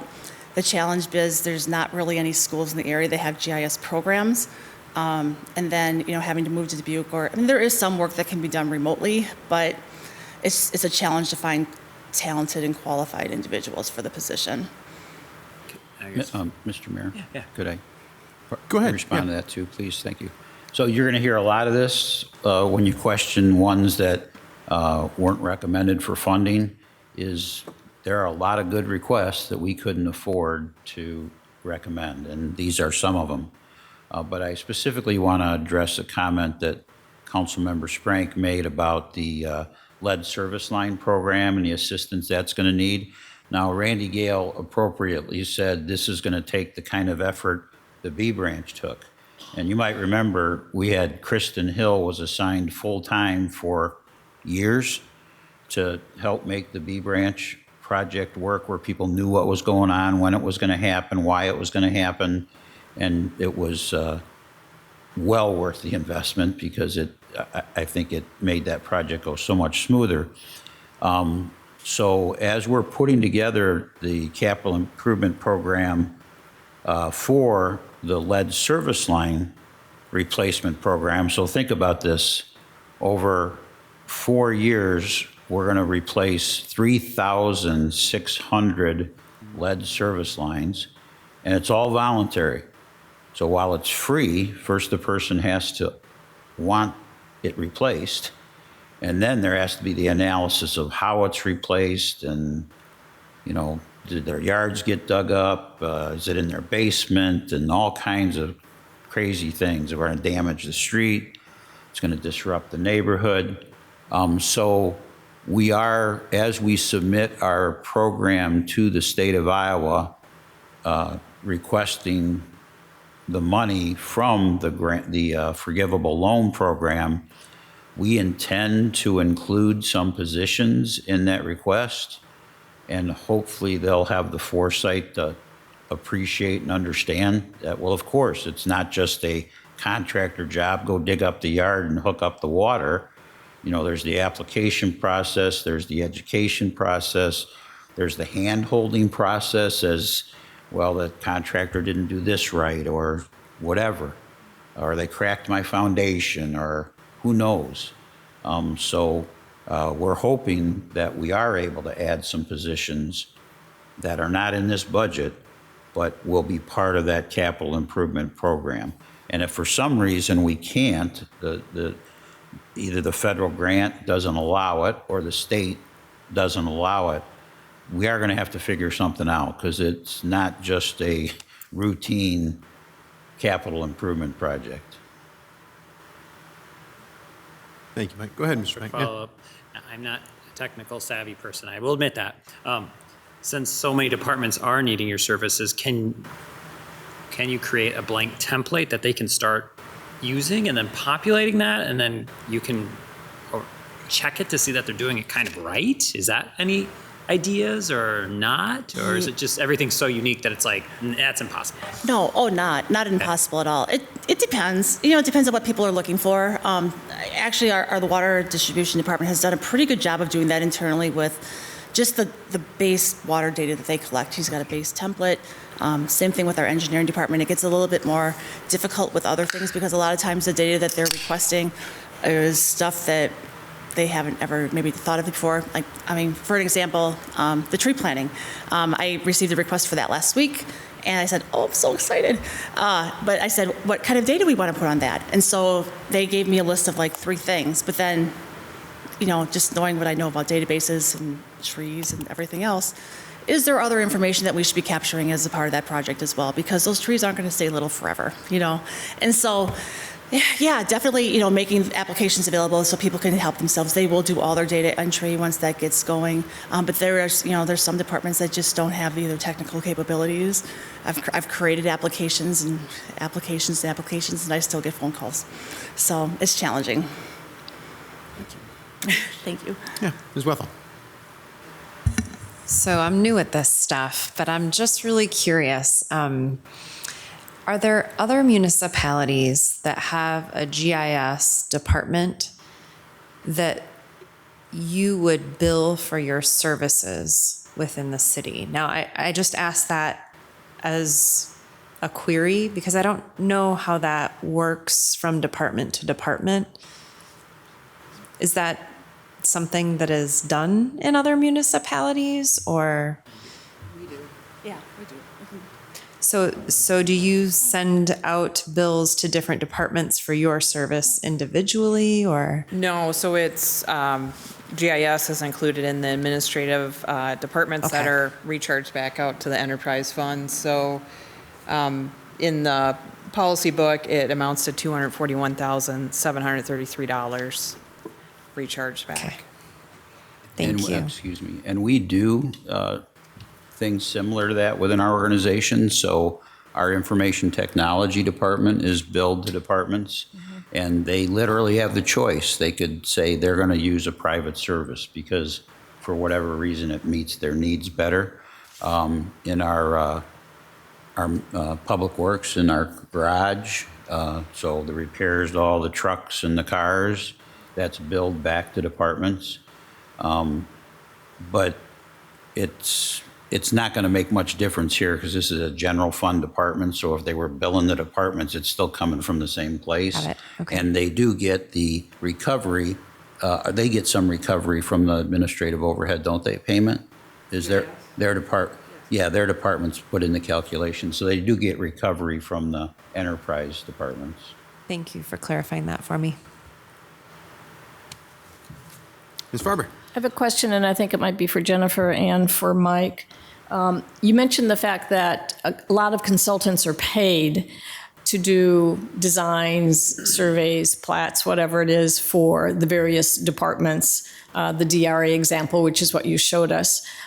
For those funds that are given to those consultants, is there any way that some of those funds could be used to fund an employee for the GIS so that we could perhaps do that research internally and not burden and stress the 1 or 2 individuals here on their workload? I mean, do you know the extent of which we pay those consultant fees is my question. Yeah, well, I would generally make the case that is how it works now, but Yeah.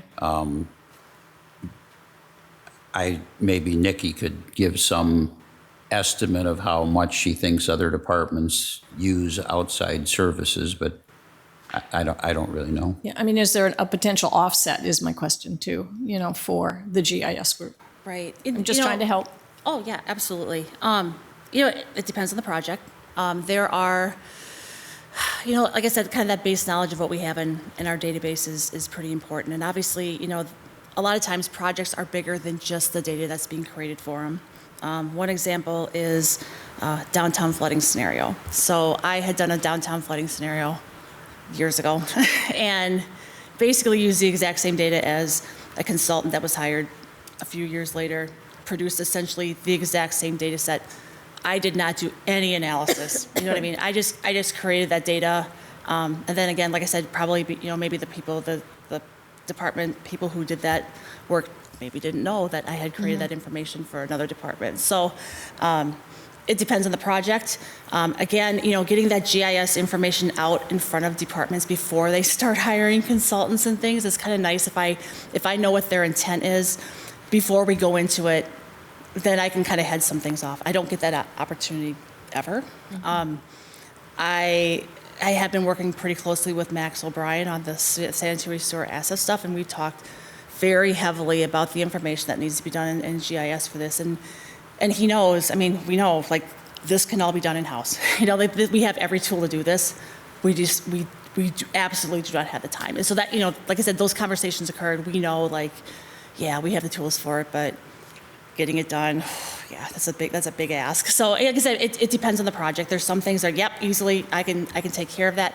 But then there's other things, like I said, it's just, yeah, it's a little bit cumbersome.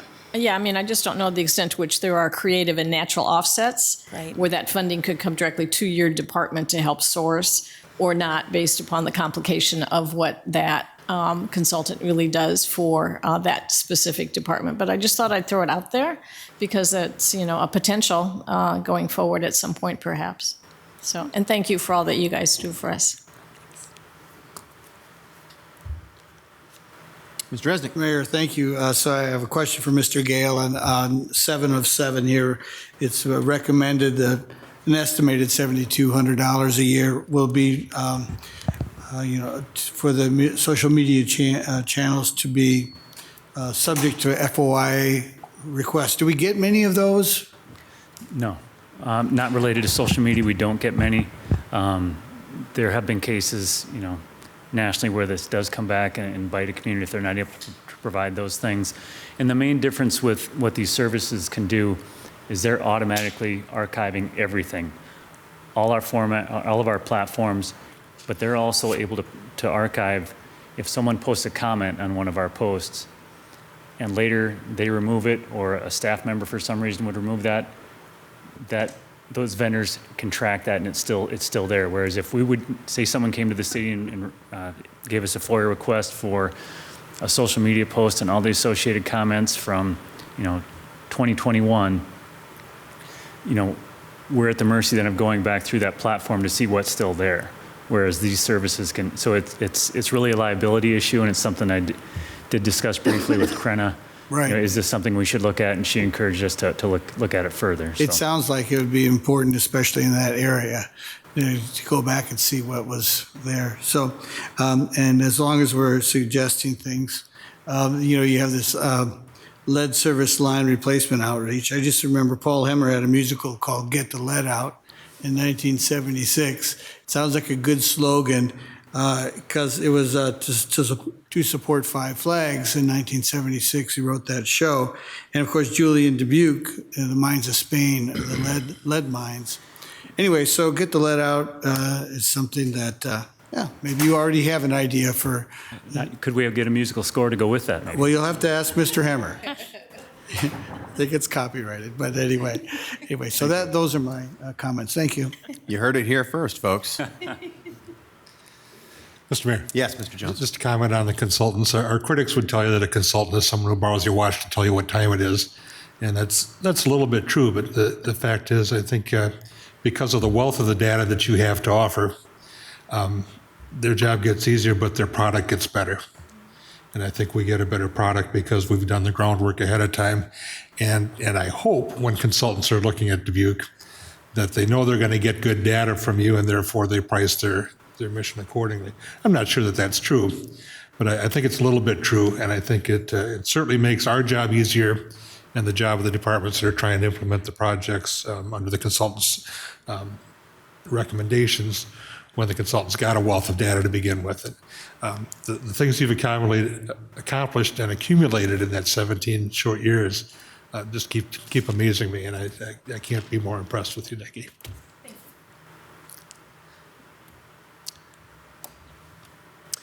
Well, Randy, you said I can't remember. I'm going to paraphrase, so I hope I don't kill it. But you said something about being a victim of your own success, more or less. Your department, entire department, Nikki, and everybody who works for you, you're superstars. I mean, absolute superstars in what you do. It's very, very professionally done, and I think people notice, but it really has caused your workload to skyrocket, hasn't it? I mean, and the fact that you were doing, I remember the daily COVID updates. I mean, waiting for those to come out, it was like 3 o'clock in the afternoon or something like that. You're always waiting and seeing those, and I got to thinking after a while, that seems like a lot of work for Randy and everybody to be doing. And then everywhere that we go, we see one of you.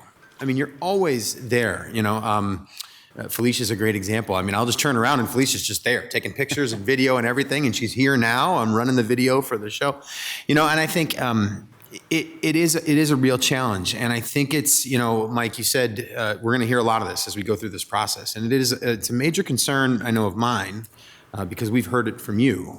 And Nikki, we heard it from you tonight. The stress level it's high. I mean, it's really high right now, and there's a lot going on, and it's been that way for a number of years. And the challenge we have here is we kind of heard some of this from our community members last night. The stress level there is high too. I mean, it couldn't be a harder decision to have to make for all of us sitting here and how we balance this out. But I do think that we have to openly recognize the challenges of what this means from a personnel standpoint for the people who are doing this work, serving the city of Dubuque. Mike, do you have a sense of the number of position requests that you got that you couldn't recommend? Do you know what that number is? And it's okay if you don't. We can try to keep a tally. But it's okay if the answer is no. I was just curious. If Randy put together my presentation. He might know. No.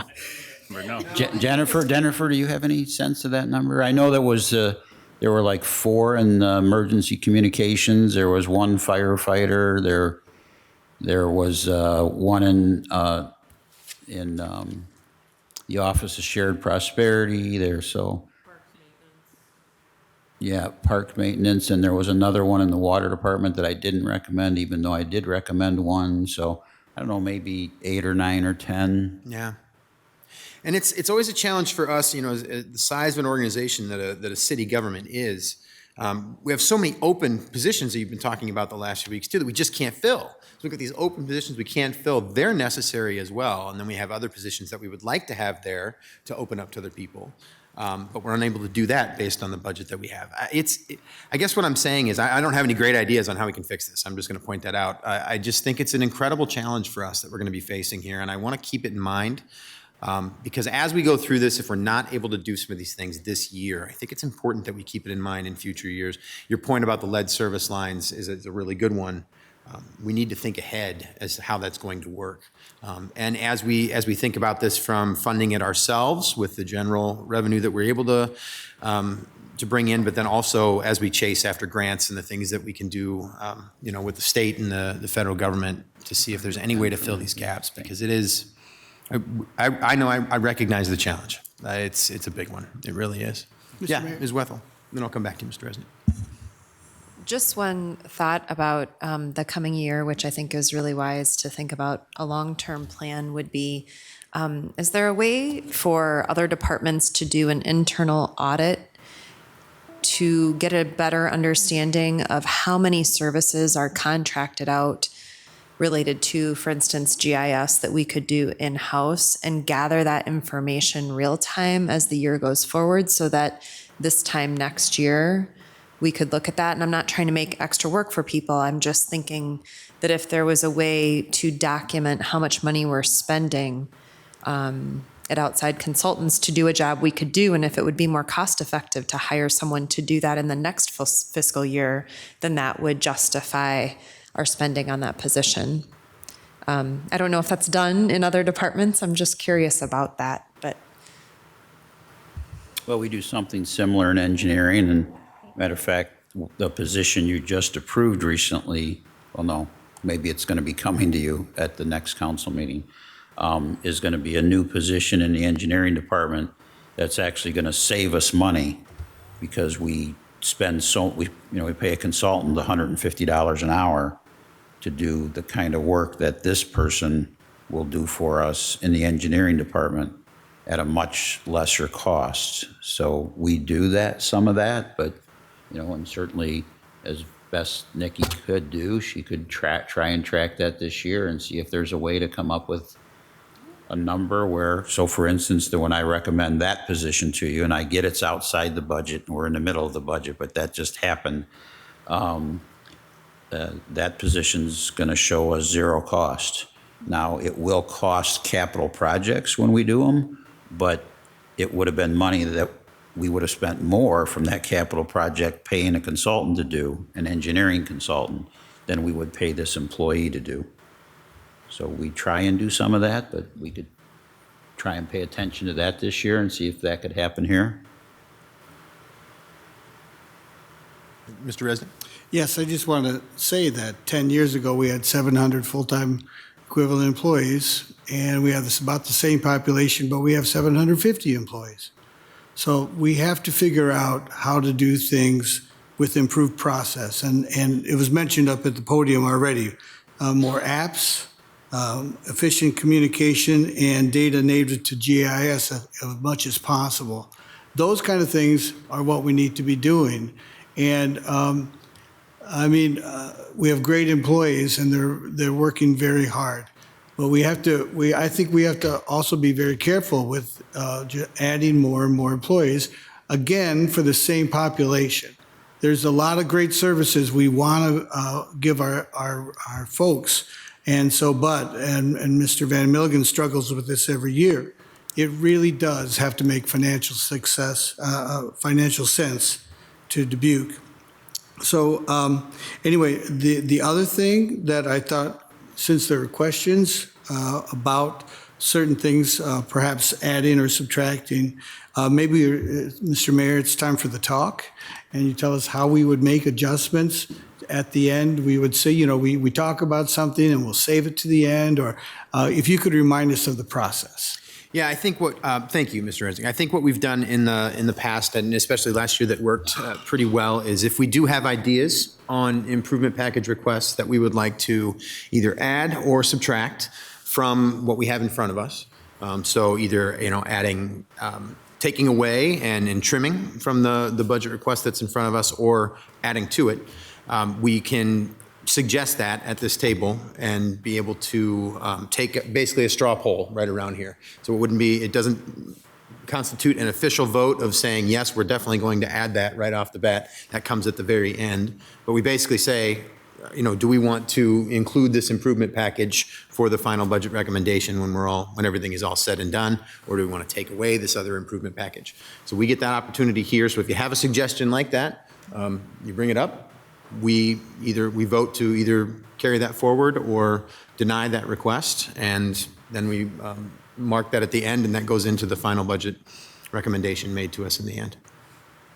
Does that sound? Well, I just said when we make a decision. We sort of make not a final decision, right? We just say we want to talk about this on the very last night. Correct. But Mr. Van Milligan, when you get those, does it seem that when we take that preliminary poll that we need to make this happen, or how do you treat those? Well, that's a good question. So we do take the preliminary poll as a general interest in the council of they wish this could happen. And in the past years, sometimes we've been able to make it happen without making any changes in the tax levy or increasing a rate higher than we had previously recommended. But I'm not going to lead anybody down the primrose path to say, well, you just set these things aside and we're going to figure it out. And by that last night, we'll miraculously show up with all this is going to happen. But we do take it as an indication that enough council members, a majority, because it takes a majority to set it aside, feel like this is something we really hope ends up happening here. That sounds like a final decision. I mean, it sounds like not just, hey, that could be great, let's talk about it later. It Right. sounds like it's done. And I know your policy of 4 is an all go and 3 is a no go. It's either all yes or all no. That's what I'm kind of worried about this, because we talk about this and we say, from the limited amount of information we get, we're going to make a yes or no, which has the full force of any other decision that a council makes on you. It just makes me, I don't know that we've ever had a great process for doing this. I'll bring an example up from last year, and I might get the positions wrong, but there was a request that was made within Human Rights Department, I believe, correct? I think it was information technology, wasn't it? Mr. Mayor, there were two. One was IT, and the other one was for Mary Rose Corrigan Yeah, and for the health department, sciences. Okay. For another inspector. The idea that I was thinking of is there was something in the Human Rights Department last year where we had a discussion, and in that discussion, Mike, you realized that there were actually requests that you could kind of put together to be able to say, am I making this up? Well, I remember the scenario. I Or shaking don't your head. remember it being human rights. But Yeah. Do you? Yeah. So essentially, though, being able to, Hey, they're supposed to be on my side. All right, go ahead. I like get some things right though. But basically making this request, and you were able to put that together with the discussion that we had, which was a really full discussion, I recall. Right. And you're able to say, you know what, actually, we can make this one that we actually denied in our original recommendation. We can move that one forward by denying these other ones that aren't as necessary right now. So basically changing in the midst of the discussion that we had. My point here is that the discussion we had at this table was really useful in that. Right. The other examples that you just gave, Ms. Farber, of the other two positions we were able to work with, we did that. And we still were able to do that without having to raise the cap on what we were looking at for the actual tax asking last year. So I guess, Mr. Resnick, to your point, I would call this process somewhat messy all the time. I mean, it always kind of is. But I do think that it does come to us. If you have a suggestion on something you want to change, we put it before us as a council, and we vote on it, and it is. If the majority of the council wants to move it forward and that suggestion forward, then it goes forward, comes to us in the last night to be able to vote on as the final package. Does that generally answer your question, Mr. Resnick, or do you have anything else you'd like to add? Well, there are no surprises in what you said. Right. I don't think it solves the problem that I had brought up, and just saying, well, it's messy. Okay. It doesn't really help. But could it be better? I don't know. We haven't come up with a better solution than that. But to say that when we hear this, and we hear it tonight, and then, or any night that is coming up. And Mr. Van Milligan has struggled over these questions for months. And to say, all of a sudden, we're going to override that in any way, one way, less or more, it just seems to be not right. But Well, I'll get if this is the best system we have, and if it's the one you want to use, then that's how it is. Well, the point you just made, I think, is a really important one. The fact that this budget that's before us now is something that has been worked on since, Mike, when does it start? When's that process really begin? Or Jenny, I could ask you, when's that process really begin? August of the year before. Yeah. So when we create the priorities, then from that moment on, this budget starts to get built. And I think that's really important for people in the public to understand, too, that this really starts to get built at that point. What is before us now has been hashed out for months. So for us to make changes now, it better be pretty important for us to bring that forward to do that. And I think I hear what you're saying there, to be able to make that change. But as that process goes, for us to make any changes, it needs to be a majority of us that wants to move those changes forward. So I have another procedure question. Does this happen at the time that we're discussing the budget for a specific department, or does this happen at the end that we have this conversation? It seems the best that we talk about it in the moment. Moment, and Yep. then again at the last night before there is final. Correct. Okay. We vote on the final budget at the very Right, end. okay, Yeah. thank Go ahead, you. Mr. Rez. Something to consider. Sometimes a supermajority is required in votes that we take, 6-1. And just something to think about is maybe instead of a 4-3 vote to move it, maybe a 5-2 or a supermajority or something that you decide or we can decide. It just seems to be more than a 4-3 that should override everything that's gone before it. Just something maybe to think about, and we can talk about it if you wish. To me, it just seems more appropriate to, again, because some of the things that we get need a supermajority to pass, and how to move it forward seems to me more than a 4-3. All right, my suggestion. Thank you. I think it's a fair suggestion, but I also think that in the midst of what we're doing right now may not be the best time to make a decision quite like that. I think if we want to make a decision that has that kind of consequence, we should do that as we go through our goal-setting process in August.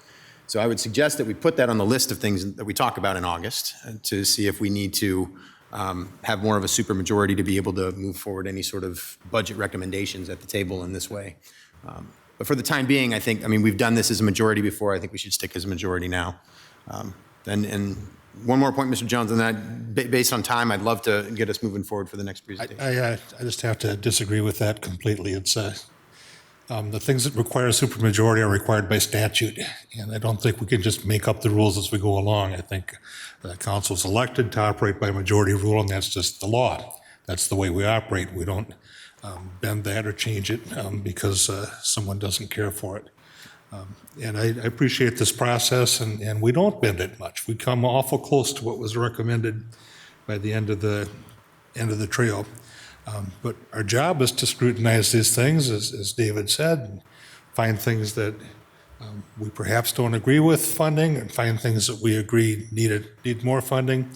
And a fair part of the budget process for the council is educational, to learn what you can't do, and to help figure out how we can do it later, how we can do it next year. So I hope we don't have that conversation and spend time trying to defeat the democratic process of majority rule.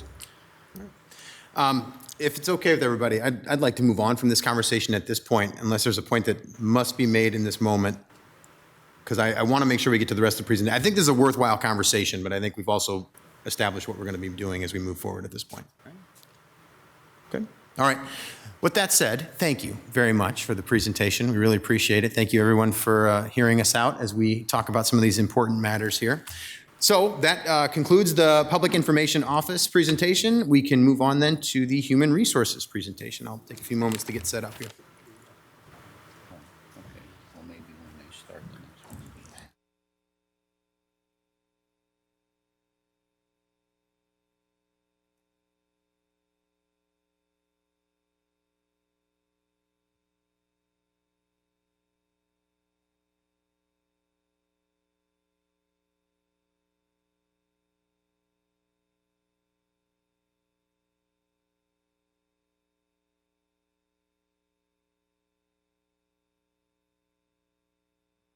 So 3 p.m.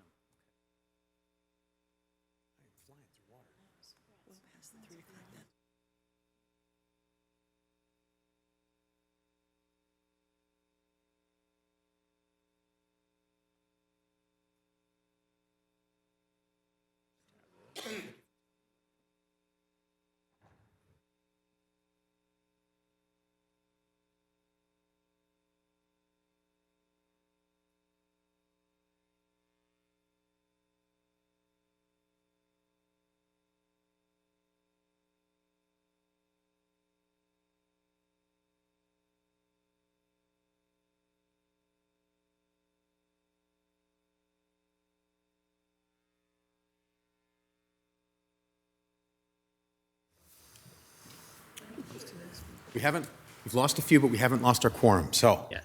Oh, okay. we have Human Resources and Mr. Mayor, yeah. if I could answer a question that came up. Sure, in the last absolutely. presentation really quickly. Yeah. So the question about recommended versus not recommended positions, and this is just for the general fund, so not enterprise. The manager is recommending 6 new FTEs plus additional hours at the airport, the Multicultural Family Center, and the library. And there are 14.4 FTEs that are not being recommended from general funds. Thank you very much for the answer to that. Appreciate it. So, Mr. Mayor, Yes. so before we do go on, may I just have an interjection about the GIS position since we're still, or do you want me to wait till after?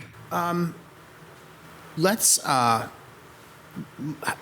And I think- can we hold it till the end? Is that okay if we do that? bet. So that we can let folks move along and then we can hold till the end and, but You bet. I definitely want you to bring it back up. So please do remember. Mr. Mayor, I do have a, Yeah. not about that, just the process in general, which Sure. I'd like to, yeah. At some point. It doesn't have to be now. Okay. Or, I mean, it can be if you want me to. Can we hold? It can hold till later, All right, yes. let's hold till later and we'll bring that up too. So I got a question from both of you for later. All right, so with that then, Human Resources. Shelley, thank you very much. And I see you have 4 improvement package requests with all 4 of those recommended, so. Yes. Yeah. So good evening, Mayor and City Council members. Thank you, staff, for staying here with us, and members of the public, all of y'all who joined us tonight.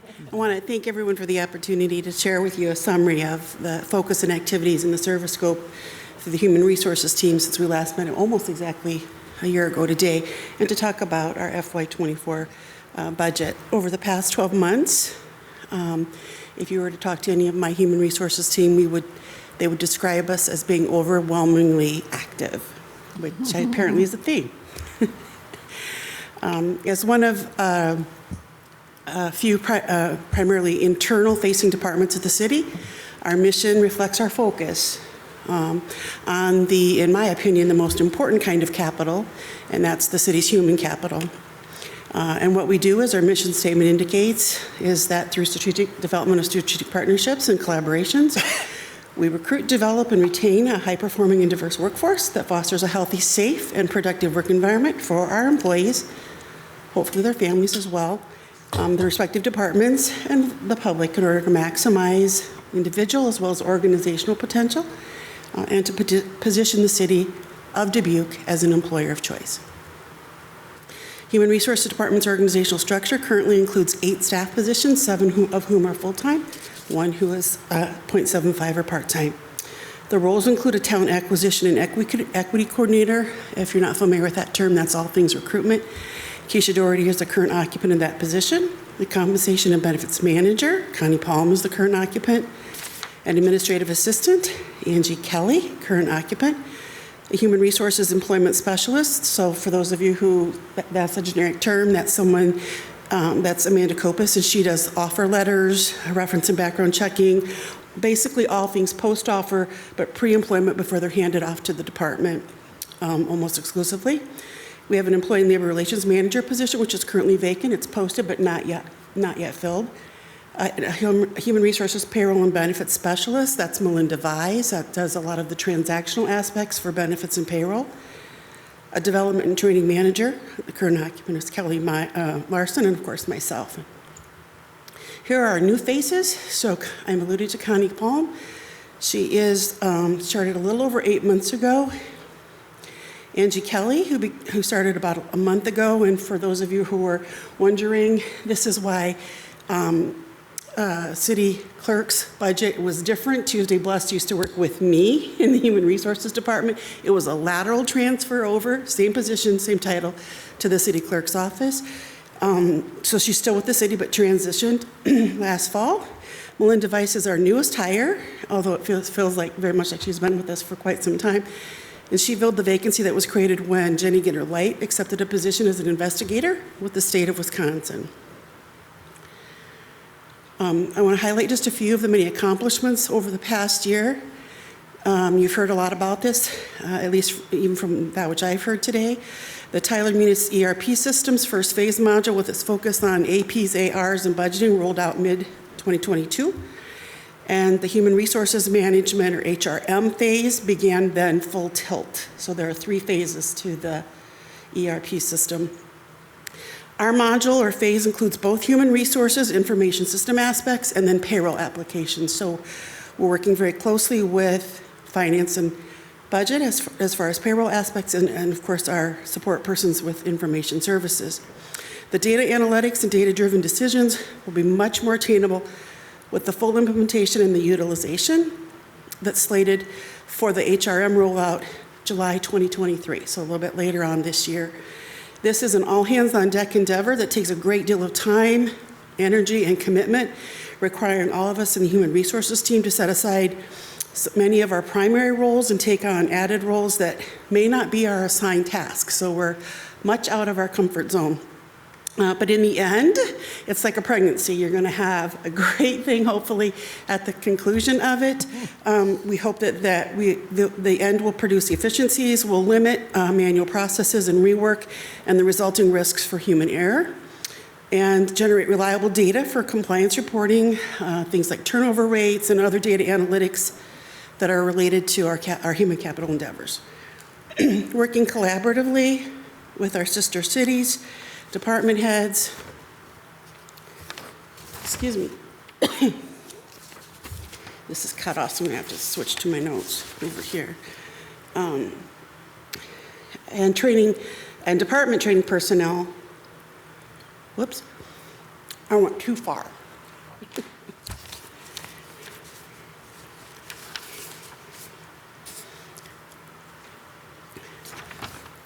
Okay.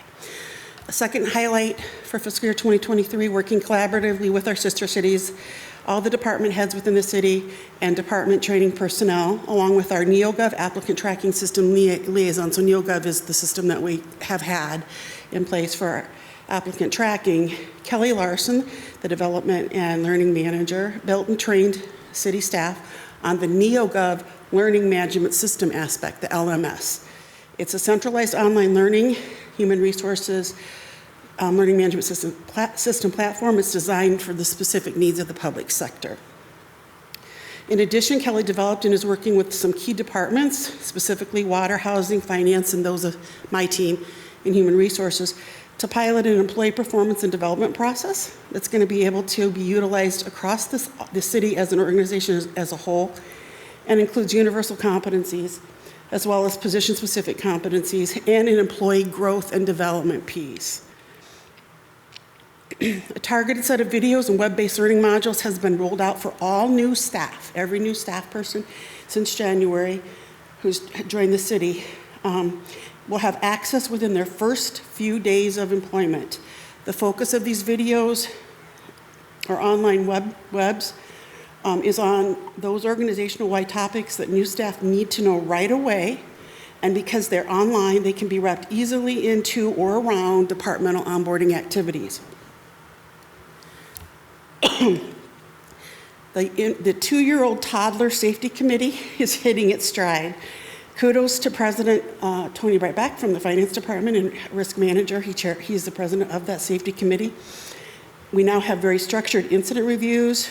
We have new employee online training that's centered around safety, and it's one of those initial videos that all new employees must watch, and other kinds of things that nurture a culture of safety here at the city. Essentially, we want all of our staff to leave in the same healthy physical and mental condition in which they arrived each day or each workday for their shift. A vendor was selected, and the classification and compensation study and review began in late December 2022, and it remains underway. Just a reminder, it had been almost 30 years since our last classification and full scope compensation review was last done. I'm excited to announce that in January of this year, 2023, the City of Dubuque received notice that it's been selected for a Best in Class Employer Award from Gallagher. Gallagher Benefit Services provides consulting and insurance brokerage services.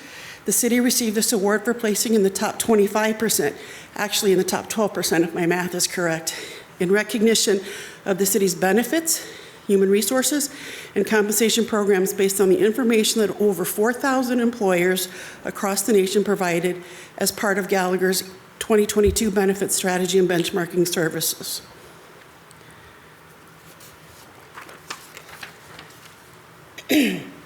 Our work continues as our future initiatives indicate. Many reflect full implementation of programs and processes already begun.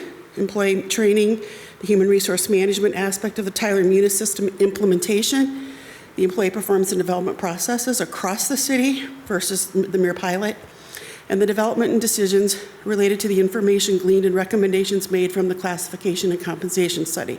And we know, of course, that the latter recommendations from that study will be likely a phased implementation over several fiscal years.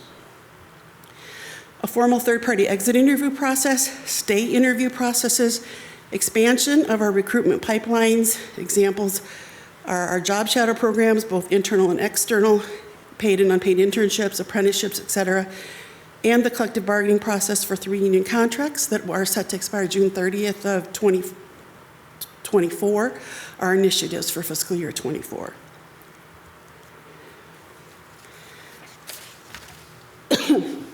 Our requested property tax support for Human Resources Department is $462,027 net, or an average of $6.67 for the average homeowner's property tax cost for support of the Human Resources Department activities. The Human Resources Department services and service delivery are built on the 4 pillars of resiliency, sustainability, equity, and compassion, and occur by way of planning, partnerships, and people. In the next several primary service slides, I'll point out the pillars that are in play for each. A high-performing city organization relies very much on well-trained, well-qualified staff who are resilient and creating a positive, productive, inclusive, and equitable work environment. Staff who are well-trained and provide services with compassion and empathy, those soft skills are essential. Over 1,200 topics, both in-person and online modules, currently exist. NeoGov, remember, is our applicant tracking system. We now have rolled out the Learn aspect of that, capital L-E-A-R-N, and that permits supervisors to group into different topics and training into learning plans, and they assign those for each of their teams relative to the kinds of training that would be necessary for their team members. And in addition to the learning plans that are created by Kelly Larson for all employees at the various stages of their employment life cycle. So there are some that department managers such as myself have created for my team that are specific to human resources operations, and then there are the organization-wide that Kelly Larson has created. Within a learning plan, there can be anywhere from 2 to 14 training modules that are required for those assigned employees to complete. The existing development and learning training programs and those that are provided for in the improvement packages assure a well-trained and resilient workforce.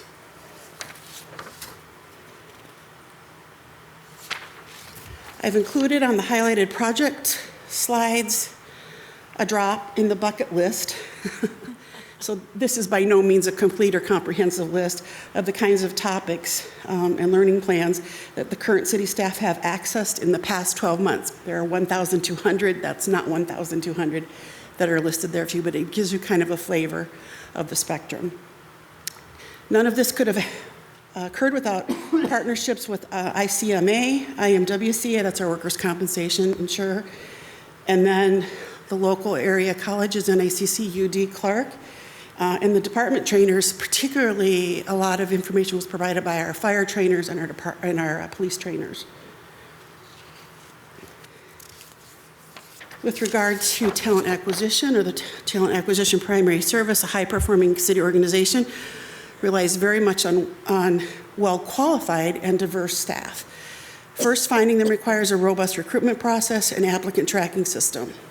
Keisha Doherty cleaned up and updated NeoGov, and I'm ecstatic to tell you that most all of the options that we purchased however many years ago have now all been turned on. This means that not only can candidates apply, which was the one module aspect that was always turned on, but our data around who is applying and diversity initiatives will now be available so that we can make good decisions and determine other equity surrounding underrepresented position recruitment initiatives. Likewise, working with the city clerk's office, Pam McCarran, as Adrian already alluded to, is now certified to proctor exams done virtually, essentially expanding our civil service candidate pools worldwide, if needed. HR partnered with Leisure Services for 2 job fairs in January and February of 2023 that permit on-site application and interviews for temporary or seasonal staff persons for spring, summer, or fall recreation and park positions. Background check process can all be done virtually to lock down candidates in January for positions that may not even start until May. So we're getting them before anybody else can get to them, if they're qualified. And again, kudos to Randy and the Public Information Office. They've been an excellent partner in developing the digital recruitment pieces and promotions through all the social media outlets that he outlined, as well as our digital advertising on the bus around town. Employee relations service scope. The sustainability and resiliency of our workforce often involves resources to support them, both at work and in their non-work lives. All wellness challenges, I'm excited to tell you, have included both physical well-being and brain health aspects. Employee support and resources continue to be widely accessed and used, so much so that expansion of the number of qualified persons to serve as assessment and care team members and EQVIL, or emotional intelligence, coaching, and service providing staff is needed to meet the demand. Just as an example, the assessment and care team member has been activated 17 times in the last 11 months, an average of 1.5 times each month. EQ coaching and individual or group assessment use is up 76% from calendar year 2021. Our peer resource team members in calendar year 2022 had 208 team actions and 5,758 contact hours. And of course, our EAP services, our employee assistance program services, continue to be available to employees and members of their household. Both the traditional kinds of services as well as wellness-based services continue to be accessed, and that access for service is up about 10%. And then, of course, our safe workplace guidance, surprise, surprise, required repeated updating as the pandemic recommendations changed, went back, were re-implemented, were removed, were revised in any way. We continue to update that. Our partners in accomplishing much of the employee relations aspects that I allude to here include the police department, city manager's office, our employee and family resources, our EAP vendor, and of course public health and her staff and information services. The sustainability and resiliency and the retention of our workforce often involves, as well as the recruitment, assuring that the benefits that we provide are the kind of healthcare services that are best suited for our various employee needs and peace of mind post-retirement. So we're trying to make sure that we have enough of a broad-based plan that we're attractive to however someone's entering their work-life cycle with us here at the city. We continue to evaluate our benefit, little b, and benefits, capital B, like medical, healthcare, dental, offerings to review best practices, trends, future trends, and to assure that the city's getting the best bang for its buck. We're excited about our new partnership with our new benefit consultant vendor, Cottingham & Butler. We made that switch in the current fiscal year. The advancement of a culture of safety has been realized in our partnership with our workers' compensation insurer, IMWCA.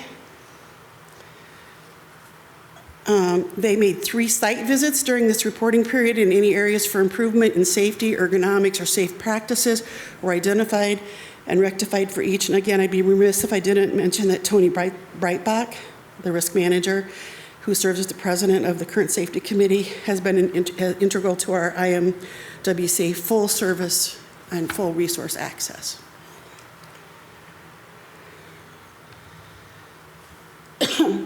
Every one of the 4 improvement requests identified here that have been recommended for approval has a direct nexus back to either the upskilling, the growth and development, or additional need for resources for the investment in our human capital, or a combination of all 3. The first provides for reimbursement for trainers and speakers to address the identified needs and assessment needs and to re-centralize much of the training and service needs. This is primarily external trainers for whom we don't have subject matter expertise within the city. It also the second improvement package provides for either continuing education or additional training to increase our number of HPG ambassadors, our EQ coaches or emotional intelligent coaches that I referenced earlier, and our intercultural competency facilitators. And we request funding for an incentive program for those folks who are internal to the city of Dubuque, who might be subject matter experts who are interested in also, in addition to what we already do, providing additional training to our coworkers and colleagues within the city. And the incentive program would provide for them either vacation time or additional compensation in the amount indicated there. And then definitely needing to keep up with all of the technology that you're hearing about and the changes and revisions with regard to that is the need for us to continue to upskill all of our staff, particularly around the Office 365 suite. And our current vendor for that is Get Control University. I don't know if that would continue to be the same vendor or not, but it's around $13,000 a year. Performance measures are indicated that are for you. I do want to make a mention that for not FY24, but for FY25, we anticipate adding qualitative performance measures specifically developed for the compensation and benefits services scope and the development and learning service scope areas.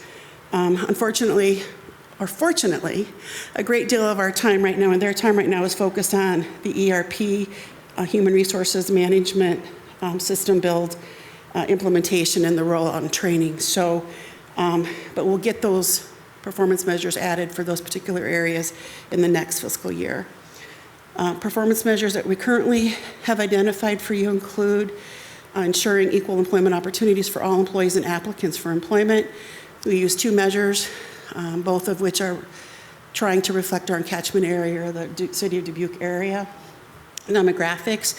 In the City of Dubuque, the target is about 51% persons who identify as female, 49% identifying as male. You can see the actuals over time for FY23 estimated. Of course, that's a snapshot in time that we had to take. We're not quite there. We have work to do on that, and that's why that's an initiative for us to continue to evaluate those pipelines and opportunities for recruitment, specifically identifying underrepresented persons in positions. And as well as our representation or percentage of non-white employees. Our target is something that greater than 8%. It could be greater than 8%, again, a reflection of the demographics representative of the City of Dubuque area. We are at 7.5% non-white. We're headed in the right direction, but we're not there yet. So it's important that we continue to work on that. Second objective is to make sure that we're finding the best candidate for the job while improving satisfaction and speeding up the recruitment process. Time to fill, I have to give you some caveats here. In the cleanup that Keisha did for the NeoGov system, she discovered that there's some data analytics that were in there that were not necessarily an accurate measure, and without undergoing a great deal of manual entry, we pulled out any position that is posted continuously because it was difficult to determine a start and fill time. And if a position was posted and stopped and then reposted as some other position, a decision was made to change the position that was posted. The data is not inclusive here as well. So the time to fill, estimated at the point that Keisha pulled this, was 57 days. I expect that that's inaccurate. I anticipate that that should be a higher, longer time to fill. And we'll get that corrected with the cleanup of NeoGov. The candidate net promoter score, you might recall, that measures the satisfaction for persons. One of the things you don't want to do is make it too hard for people to apply or to make the application process too difficult. So you do that through a candidate net promoter score, where they take a survey, a very quick survey about various things when they complete the application. The target is a net promoter score of something that's greater than an average of 0. And people like the application process because we continue to hit that well above the target. And our quality of hire, our measurement for that is if they made it through their probationary period and maintained employment through 1 year. We assume that we made good picks and made good hires if they elected to continue to work for us, or we continue to have them work for us for a period of year. 90% of our employees did that during their measurement time frame. Third objective is to increase employment engagement. Currently, we measure that through 2 survey questions on our annual employment satisfaction survey. One question regarding relationship with peers, that's a question related to, is there at least one person with whom you work at the City of Dubuque that you trust? 94% of those responding agreed or strongly agreed with that statement.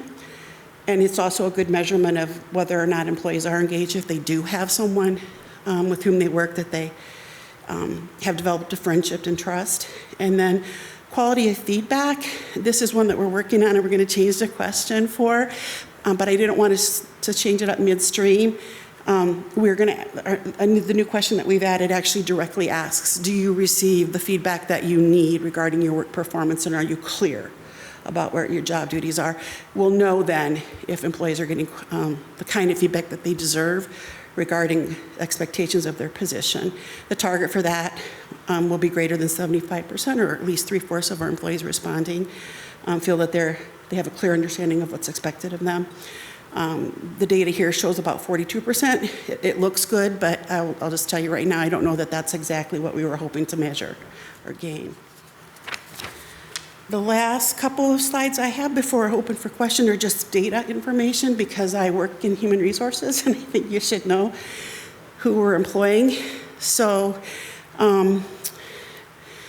this was as of October 1st, 2022, because there's an up and down.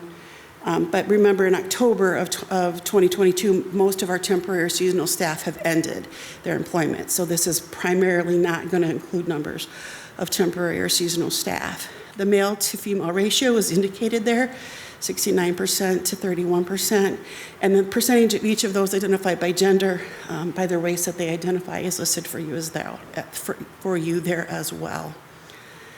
Then I list the number of vacancies that we've had year over year, and I keep it back to like the beginning of time, just so that you have somewhat of a frame of reference. I will point out that I don't want you to be alarmed about the number of, other than what we need to be alarmed about with the number of civil service applications for police and fire, but the decrease from FY 2020, 19 to 2020 is because we narrowed the scope of positions that we required or considered to be civil service. Okay, so we are ahead of where we were in FY 2020, but not significantly improved from FY 2021, and we'll continue to work on those recruitment aspects. We had 90 vacancies in fiscal year 2022, and 2,995 applications were processed. So you can see the number of applications is not back to pre-pandemic numbers, which were about 4,000 at that time. And then I include information here about our applications as an employee data table and our new hires.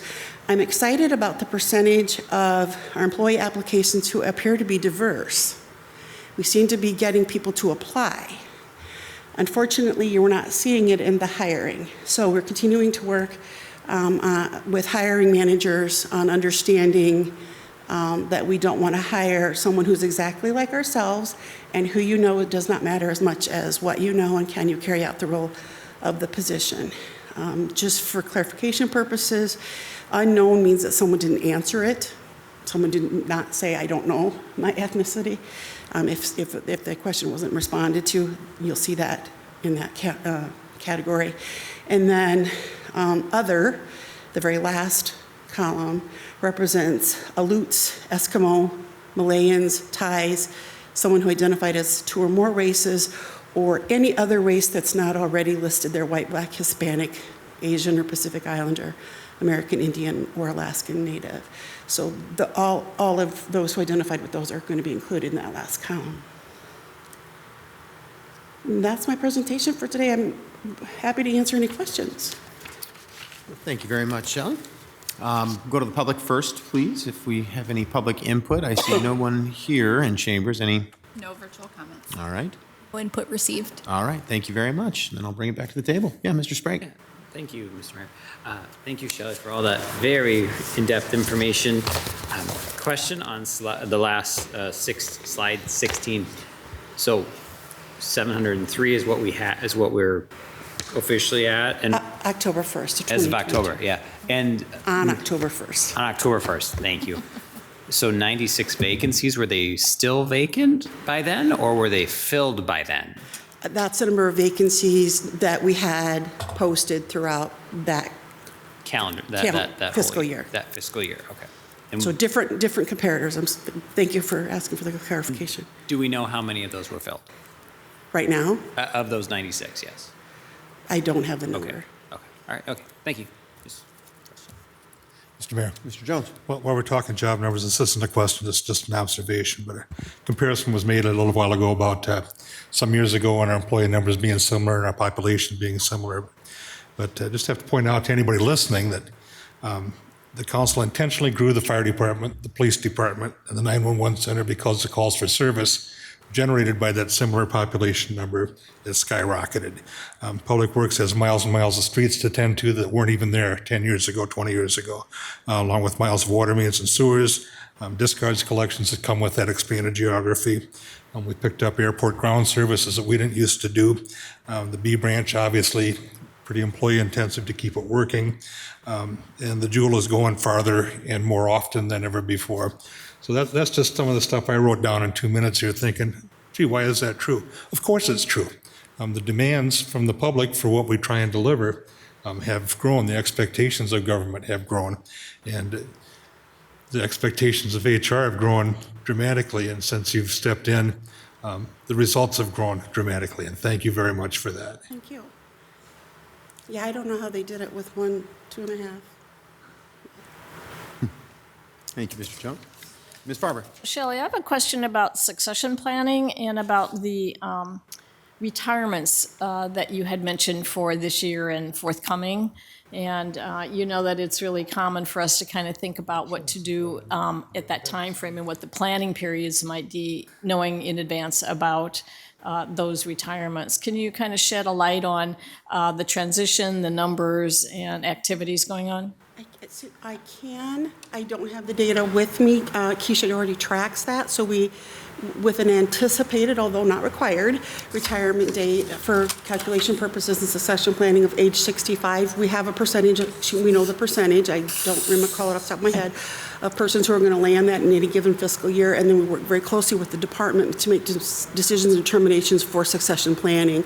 Of course, one of the questions is, at the point in time when this person retires, there's an opportunity to assess what the need is in that department. Do you replace this with this, or is there some other need?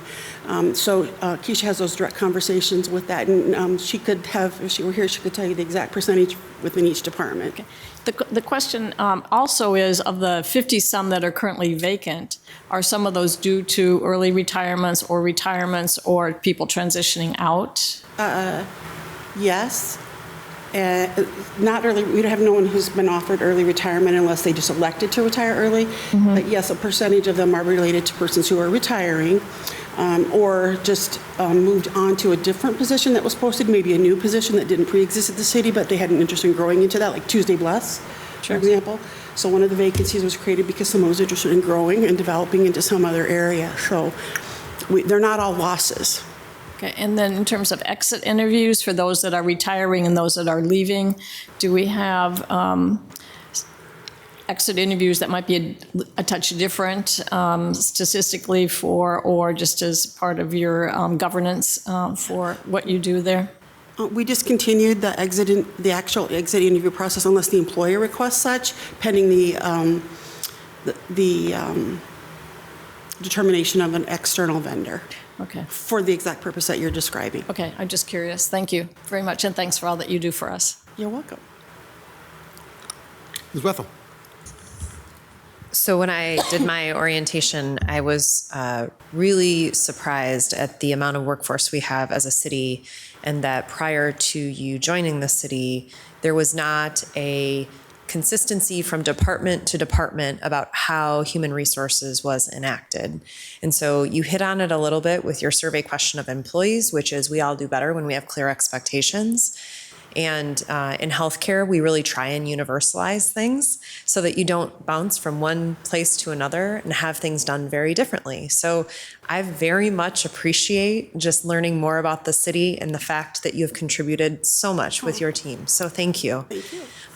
One question I had, if you could just give us some more information.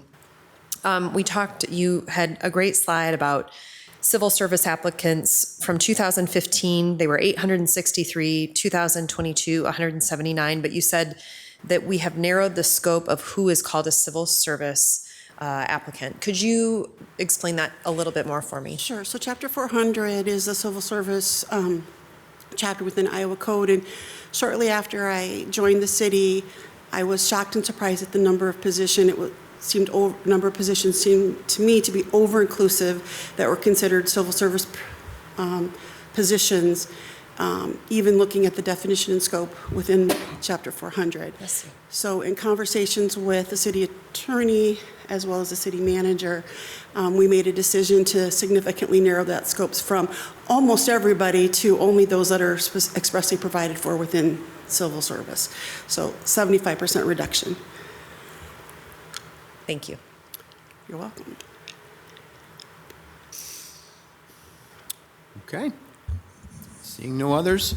Shelley, thank you very much. I would echo what Ms. Wethel just pointed out. You know, the way that we have seen improvement year over year has been a pretty phenomenal one. So thank you so much for the work that you've been doing. It is definitely noticed, and we are very thankful that we've been moving in the direction that we have and still pointing towards even better directions in the future. So Yep. thank you very much. We got a lot to do yet.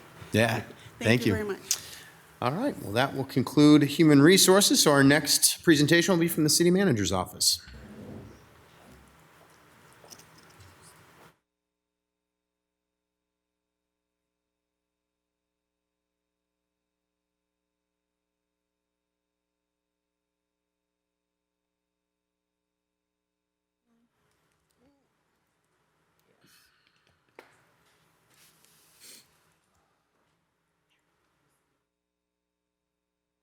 I'm going to do a sound check really quick. Terry Goodman, are you still there?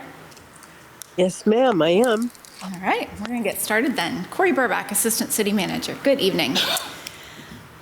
Our job in the City Manager's Office is to assist you all in implementing your vision statement, and the mission statement of our office goes along with that vision statement and also says that we're going to work with all of the departments that you're going to hear from in the next few nights. I guess in the next few weeks to implement that. And I do want to give a little bit of a shout out to the city manager. This year is his 30th year in doing that in the city, and certainly all of our departments benefit from that leadership in a lot of ways. So Mike, thank you for that. We have 3 new faces in the city manager's office. One of them is here in council chambers tonight. I want to introduce Amanda Lewis, our new climate action coordinator.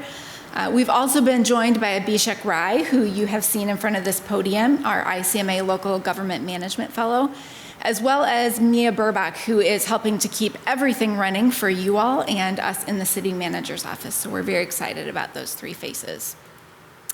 And with those, we have just over 11 full-time equivalents in the City Manager's Office, a combination of full-time and part-time staff that work with all of our departments on a day-to-day basis to implement your priorities that start with creating an equitable community of choice focused on resiliency, sustainability, equity, and compassion. I'm going to actually focus, when we talk about the administrative side of the City Manager's Office, on creating a high-performing organization of choice.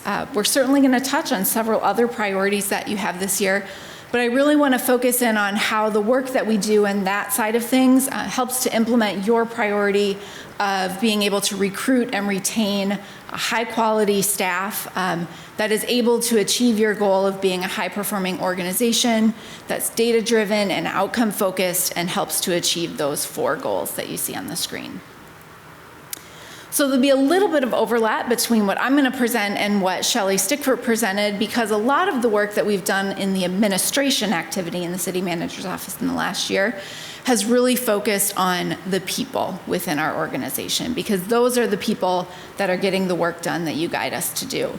So I want to kind of maybe wrap several things that you've heard about into the work of our core group. So the core group is made up of staff from the city manager's office, human resources, city attorney's office, the equity and human rights department, also our fire department, and we pull in staff depending on the topic that we may be doing, that we may be working on.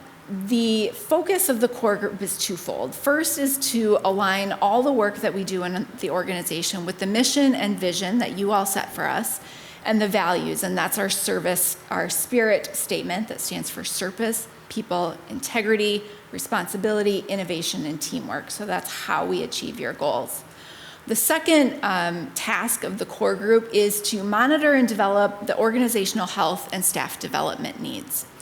I think about the core group as really the hub in the middle of a wheel, and you see all those teams around us, those are all the other teams in the organization that are doing that work. Each of those teams is made up of staff that have full-time and then some job responsibilities, whether it is designing our roads or code enforcement or any number of things. And they do this work in addition to those job responsibilities because it's important and because it helps us to create an organizational culture where employees want to come and work and want to stay. So each year, the core group implements an annual employee survey. We've been doing this since 2018.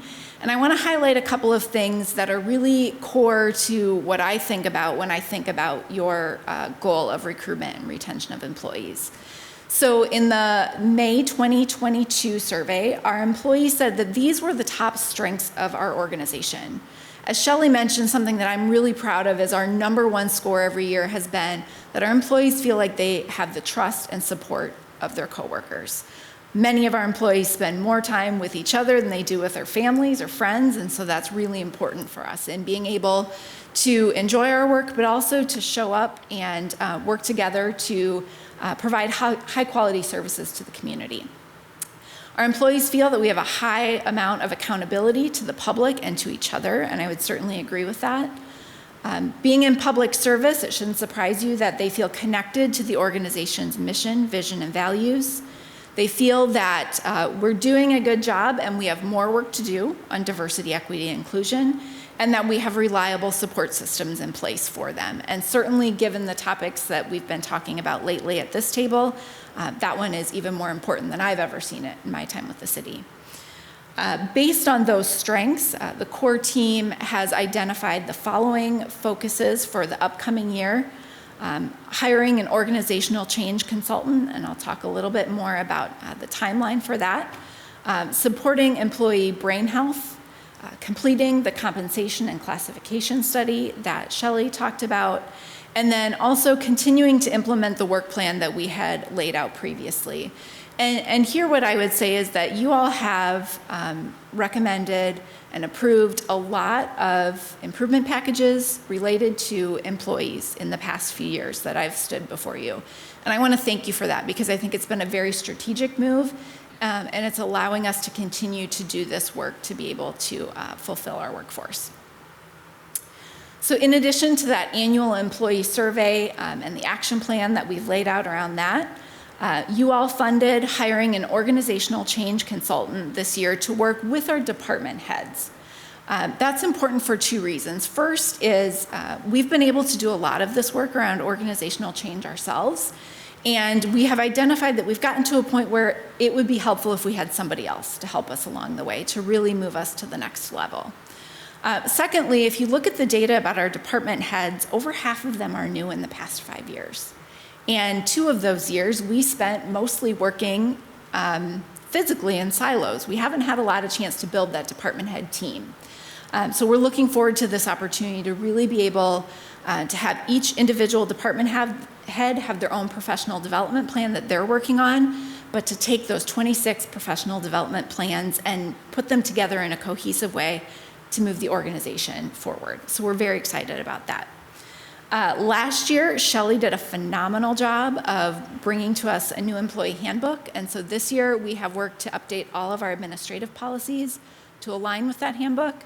And then our Employee Recognition Committee has been really doing some great work this year to expand beyond what they've traditionally done, which is host a really awesome employee luncheon in May, to think about how do we recognize success of our employees throughout the year. So they've been doing a number of things to make that happen, again, so we're able to recruit, retain, develop, and support our employees. One of the questions that I ask when I do a new employee orientation that Shelley talked a little bit about is, what's the best thing that's happened for you so far in your time in the city?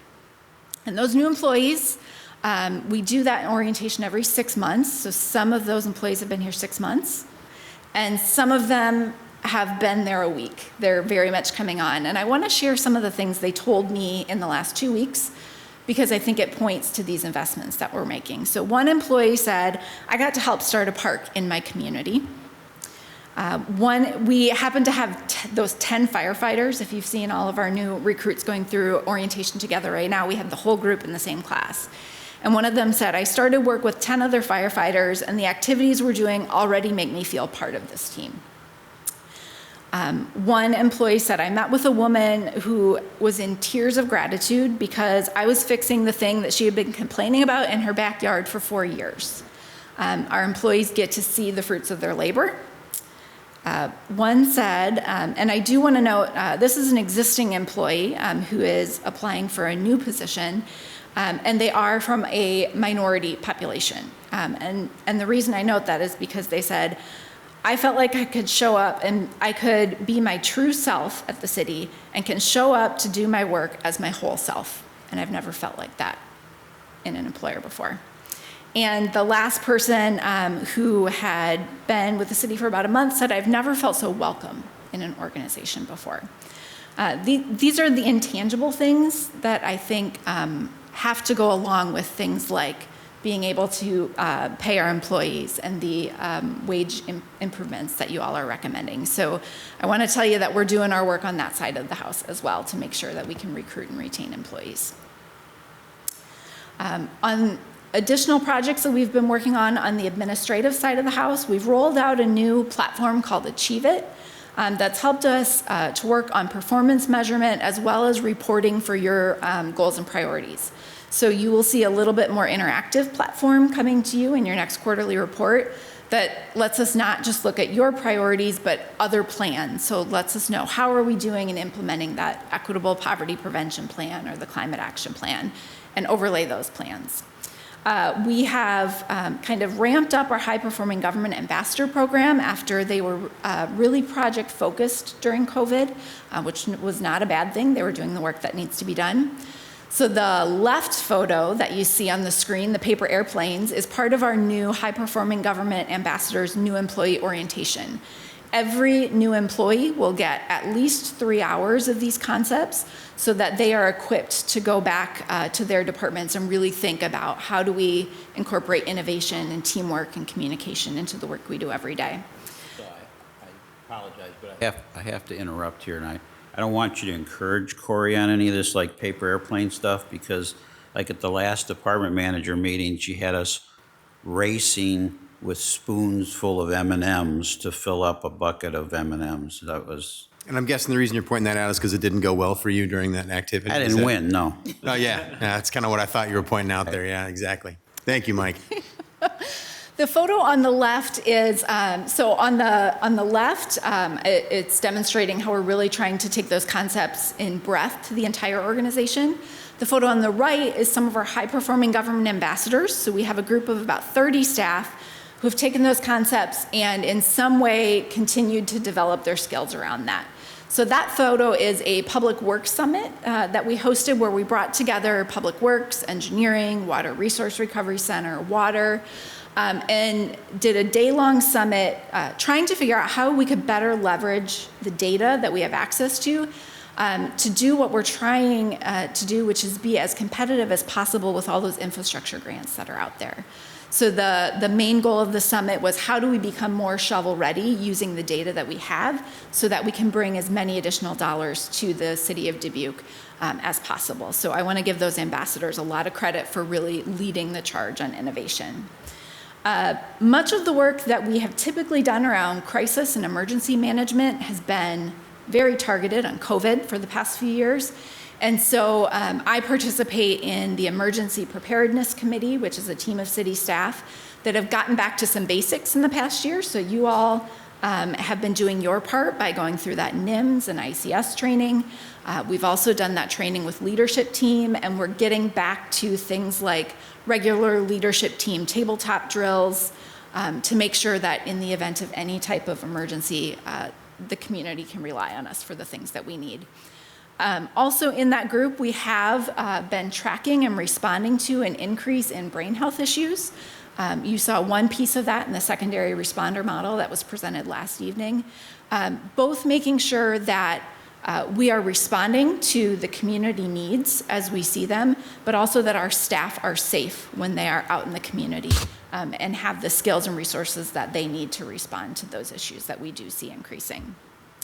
And then lastly, I'm going to talk about in the performance measures, one of the primary duties of the city manager's office is to make sure that we're responding and supporting you all and other departments in the resident request that we receive daily.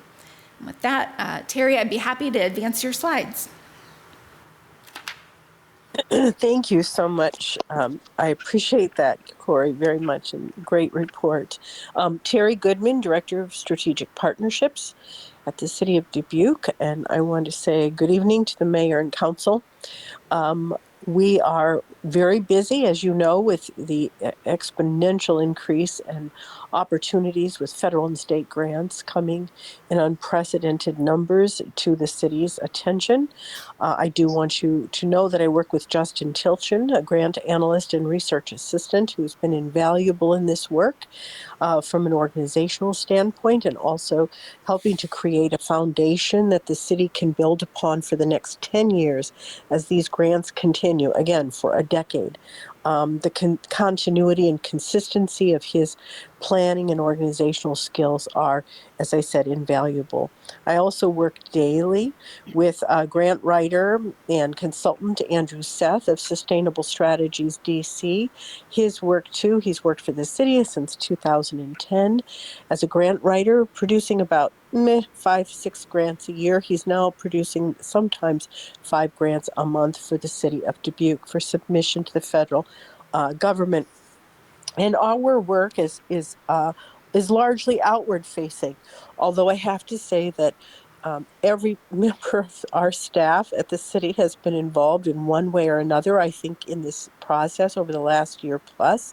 And again, I can only say that I feel privileged to work with such incredibly professional and competent co-workers at the city of Dubuque, and it's an absolute joy.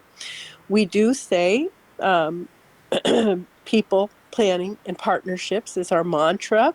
At the city, we know the people. The people include the community, our residents here that we all serve, the county of Dubuque and Des Moines. It's our legislators, but also people at the state agencies. In Washington, D.C., it's our elected officials at the federal level in Congress, but it's also elected officials at the White House and their staff, but also the offices and departments of both the state and federal government. Those are the people we work with. Planning, I have to say, as staff, and of course, oftentimes partner groups we're co-applying for grants with. And our partnerships include, as you know, the county government, federal government, the state government, businesses, and nonprofit leaders. But I also just want to take a moment tonight and point out that one of the critical partners that serve us in the work that we do are all of you, Mayor and Council. We don't often thank you enough, but I want you to know that, you are the ones in our sphere who have had the courage to run for office, to take the risk and devote your energy to leading us as a community. You define us, and your relationships, and you're showing up at events like our congressional staff visit, at the annual state legislative dinner, at the chamber fly-in DC, and all the other events in between. Define us, because it's your relationship as a peer with other elected officials that set the stage and the tone for the discussion and the achievements that we claim. So I just want to take the moment tonight and say, as partners in this big plan, in the big scheme, you are invaluable and you're so critical to our success. So I want to thank you for all that you do as our leaders in the community and all that you help provide for us in the work that we do. I think you can forward it, Corey. So this unprecedented opportunity, as I mentioned, began with the American Rescue Plan Act in March of 2021, the bipartisan infrastructure law, which was announced or signed in November of 2021, and now most recently the Inflation Reduction Act, or IRA, in May of 22. And what this spurred for us was, because they're so big and there were so many opportunities and all of these grants representing hundreds of billions of dollars, we decided to hold 3 community-wide meetings. We invited nonprofit leaders, we invited other elected officials at the county level, we invited our state legislators, we invited businesses, and of course, city and county staff to attend those meetings. And we're happy to say that we've had over 200 community leaders attend those 3 meetings over the past year plus. And we're very grateful to those partnerships, because when we saw these grants coming, these opportunities coming, we saw them as an opportunity to build the Dubuque, our vision of Dubuque for the future, not just to bring money to the city and the city's endeavors, but the city writ large, to that community vision that the council has held out before us. And so we have these meetings, but we have what we call our North Star groups.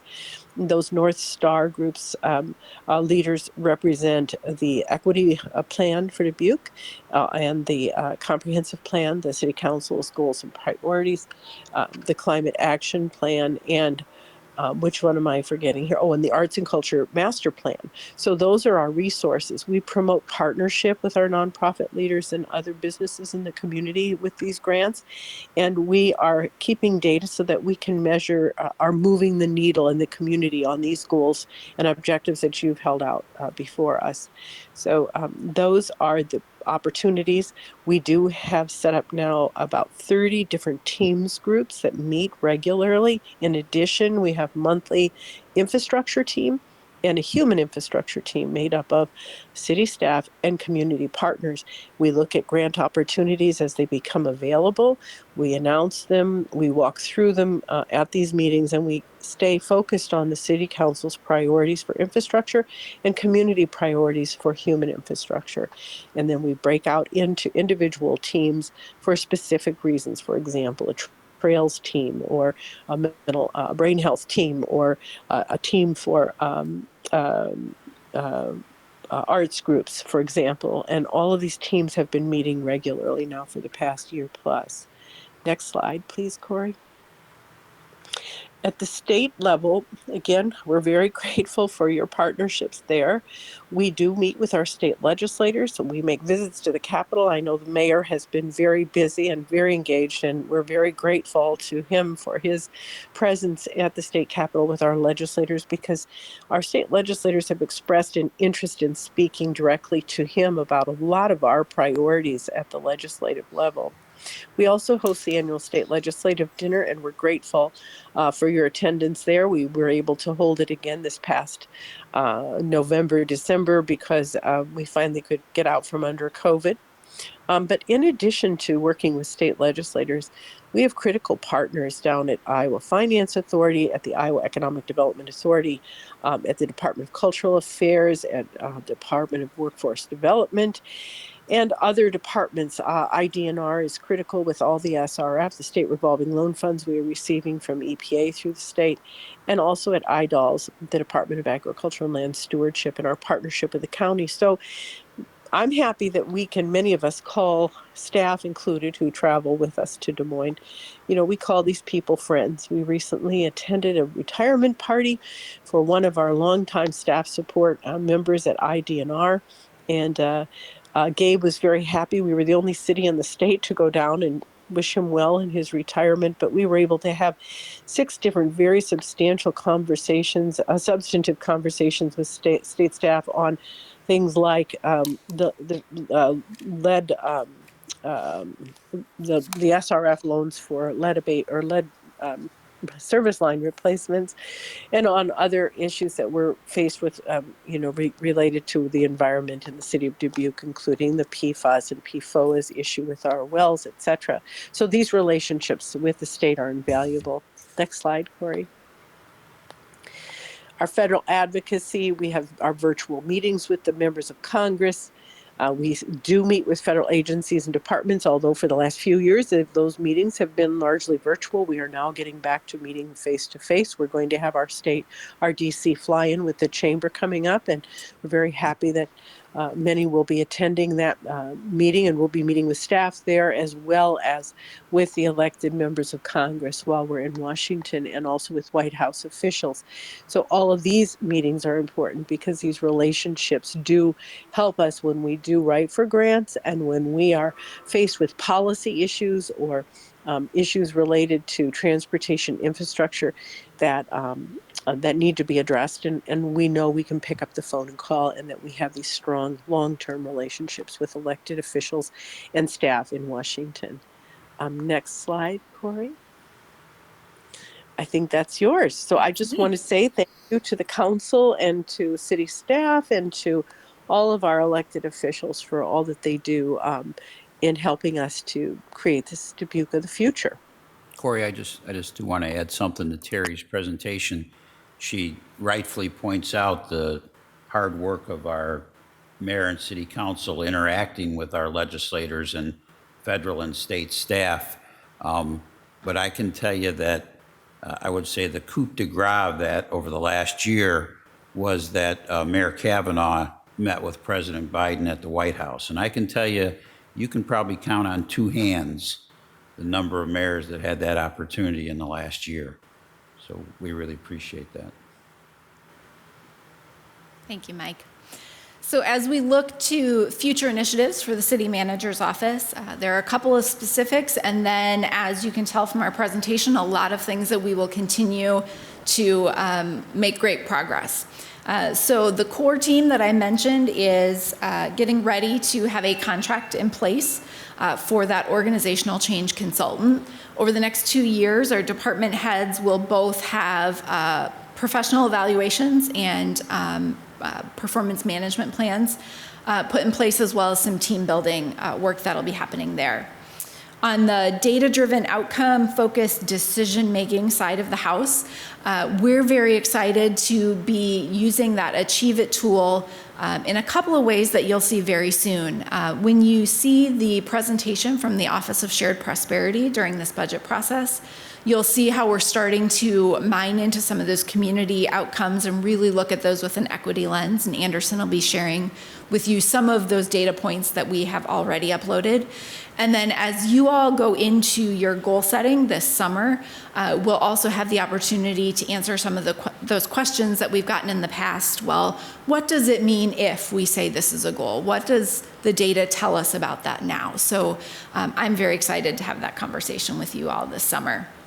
Our HPG ambassadors have identified some specific department projects that they want to do and are continuing to dive into that innovation work. So more to come on that side of things.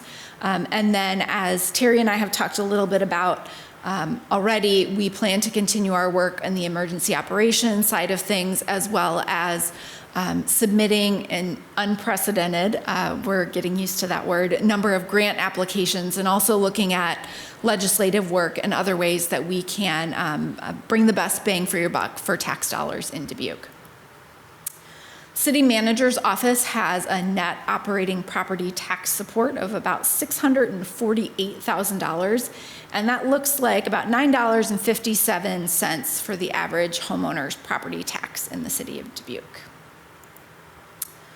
On the administration side of the house, there's 2 recommended improvement requests that we're presenting to you this evening. The first is some professional development funds for Justin Tilchen's position. That's that technical grant analyst.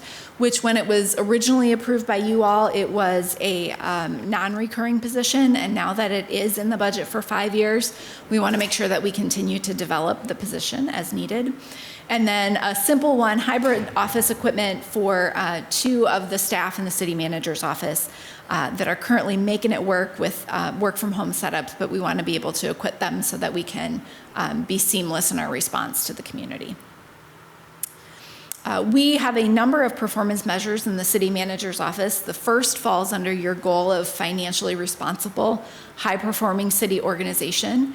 And this chart you saw last night in the city manager's presentation, and it compares Dubuque, the data that we have today. As you all know, it's a moving target this year.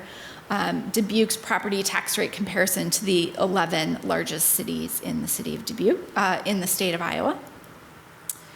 Another one of the ways we measure our performance in the city manager's office is an efficient resident response rate. So we do this by looking at all of the data that comes in through WebQA. On the left, you see the percent of resident complaints that are resolved within 10 days. And this is organization-wide, so this looks at every department's response. We did dip a little bit. Our target is 75% of those responses to be closed. We're at about 70% in the last year. I will note that a good part of the reason for this slight dip is because of the types of requests that we have. So if you think about everything a resident can submit a request from, it can be anything from deliver a new recycling bin. Those typically get closed out in less than a day. Our Public Works Department's very responsive. To something like a significant nuisance property that requires multiple departments, enforcement, potentially court. Those are going to stay open much longer and affect this number quite a bit. So that's why you see the variability from year to year. And then on the right, we do look at the city manager's office specifically. And in the past year, it took us just under 4 days to close out the requests that come into our department, something that we're very proud of.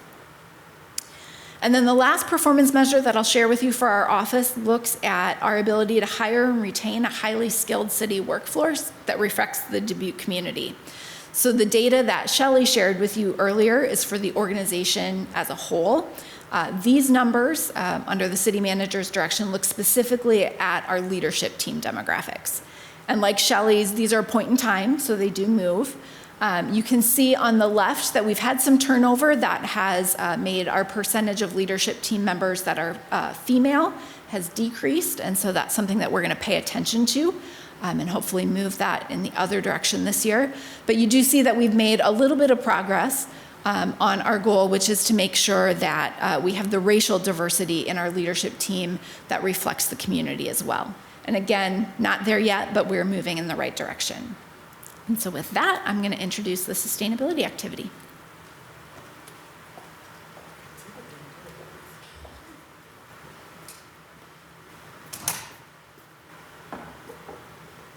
Okay, I screwed up my notes, so bear with me. But good evening, Mayor Kavanaugh, City Council. I'm Gina Bell, Sustainability Coordinator.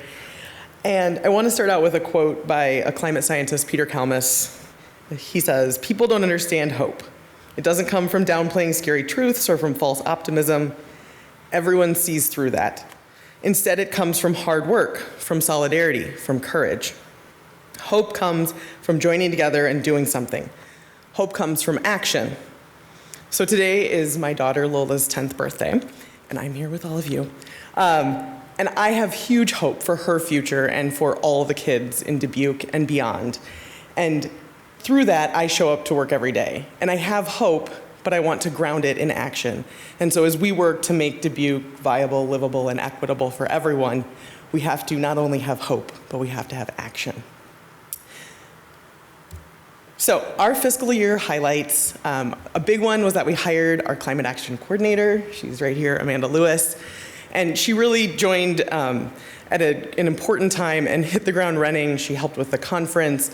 She participated in a lot of our outreach events and brought a really great perspective and energy to the office. And so thank you for that support last funding year, budget year. And we're really excited to have her on board. Additionally, we did several outreach efforts with funding that we had in our last budget, and I'm going to go into those a little bit later, but one thing we continually heard was housing, transportation, and energy are all lessening the quality of life for Dubuquers. And all of those things can be addressed with climate action and other work in other departments. And we continue to build resiliency with our residents while we address climate action through relationship building, technical support, and programming. Another highlight is our Teen Resiliency Corps that got funded reoccurring last year. This is the third year we've done it. We're engaging youth in climate action. We have a team this year that's working on disaster preparedness. And one challenge we have is finding adult mentors to work with them to go door to door in their neighborhoods, but we're pushing through. And I'm pleased to report that it's being replicated in Madison, the Teen Resiliency Corps, and we're talking to the Office of Resiliency in Austin, Texas about replicating it as well. So they see it as a valuable model as we do. And then you heard all about our renewed Dubuque Solar Program. And it's not recommended for funding, but the program is still finishing out its pilot year with funding that we do have. And it is reducing energy burden while also reducing our greenhouse gas emissions. So it's meeting our equity goals and our environmental goals. So future initiatives, I like that it's just so easy to say climate action implementation, but it's pages and pages of actions and lots of money to do so. We're going to keep finishing up our Renew Dubuque projects that we have funding for, and then we'll continue to look for outside funding to help move that along. We're going to keep working on our fleet electrification. We want to make sure that we have the city fleet plan ready to go, but then also make sure that community-wide we have charging infrastructure and people feel comfortable purchasing electric vehicles and taking advantage of these opportunities that are in the Inflation Reduction Act. We also are going to be doing a greenhouse gas inventory, so that'll be a measurement of where we are at with our reduction and meeting our 50% by 2030 goal. We're at 27% right now. We're going to go through this process, and that will give us a really clear idea of which actions we can take and need to take to meet our goal. We keep getting closer and closer to 2030. And we don't just want to wait till 2029 to do all the actions. We want more action now and then sort of slide into 2030. And then we're working with Terry and her staff to really look through the Inflation Reduction Act. It is the Climate Act, and we want to take advantage of that. We want to get that money to Dubuque, not only to the city government, but to our residents. There's so much great stuff for homeowners in there, and hopefully we can build out some rental assistance through energy efficiency works, and we're also working with the Energy Efficiency Conservation Block Grant to get some projects that need to get over the hump using that money. So we have lots of work to do. It's not just climate action implementation, but we're excited about the possibilities and the funding opportunities at the federal level. So our office staffs the Resilient Community Advisory Commission, and we have a really great group of 9 individuals. Actually 3 of them serve as cross representatives on other commissions, and so they get to have that sort of cross information, and we get lots of good feedback, and they look continually at how to engage our community as well as city staff on climate action and how it relates to climate action and building resiliency. And so they have been looking at city policy and procedure and making recommendations and talking to staff to really understand it, and then making suggestions from there. And then they also score and recommend the Sustainable Dubuque grants. So we have a $25,000 allocation each year. We give those out, which is a great transition to the Sustainable Dubuque grant slide. So to date, we've given 154 grants. That's $226,000. And those projects have covered everything from food access, food insecurity, and waste minimization to other creative things that schools want to do or individuals want to do. It's a really flexible grant, and so I'm really appreciative that we can be flexible in using this money and getting people excited about sustainability in the community. Every piece has an engagement or education, and it's also tied back. We added, the Resiliency Commission suggested this, we added in a connection to an existing city plan. So we want people to be looking at our equitable poverty prevention plan and thinking like, what can I do to address something in here? Or what can I do to address something in the climate action plan? Because it is a community-wide plan. We have another round due March 15th for anyone that's listening. And then the picture here is the compost system at Convivium. So they've reduced quite a bit of their waste using this compost system. If you've ever been there, they compost everything, including the hand towels that you use in the bathrooms. And they use Sustainable Dubuque funding to build this out. So we have our big 50% by 2030 plan, and in that we, the majority of our budget requests are for implementation, and we want to make sure that we have a critical focus of addressing the needs of our most vulnerable populations and align it with what other city departments are already doing. We don't want to recreate programs or projects where we could just sort of insert a climate action along with what's already happening. A lot of the environmental justice piece that we talk about aligns at the federal level as well. And as we work to update what we're doing, we will align it with other departments. And then we're looking at policy changes for our electric vehicles and electrification. We had the cost of carbon policy change, and then a program that Amanda has been working on using funding support from last year is energy efficiency in commercial buildings, and not only looking at how we make commercial buildings more efficient, but also how can we then support the workforce making their homes more efficient. So it's still in the works, but we're excited about it. And okay, so then many of you were at the Growing Sustainable Communities Conference this past October. We took 2 years off because of COVID and health concerns, but we came back and it was really energetic and people were excited to be there and happy to be back in person. We think 380 attendees was a pretty good return, and 18 states and Canada were represented. We had 3 phenomenal keynote speakers, and we decided, because of operational needs and how the budget works and so on, that we want to move the conference back to when it was originally held the first time, to April. And so we're working with our partner Travel Dubuque, and we will be changing some timelines, but we're really excited to bring it to Dubuque in April of 2024. Okay, so a lot of our outreach activities, which was an improvement package last year, were done over the summer, and many of you participated, so thank you for that. We didn't have a Green Iowa AmeriCorps team this year. We had a really hard time recruiting, and so we decided to do our own outreach. They had done a lot of outreach for us in the past years. So we did several different activities to try and engage different groups of people around climate action. And one thing we really want to make sure we're doing is reminding the community that our plan is community-wide. It's not just city staff that are doing this. It's not just city programs. So we did a bike ride focused on complete streets, and we talked about the good and the bad and potential greenhouse gas reduction.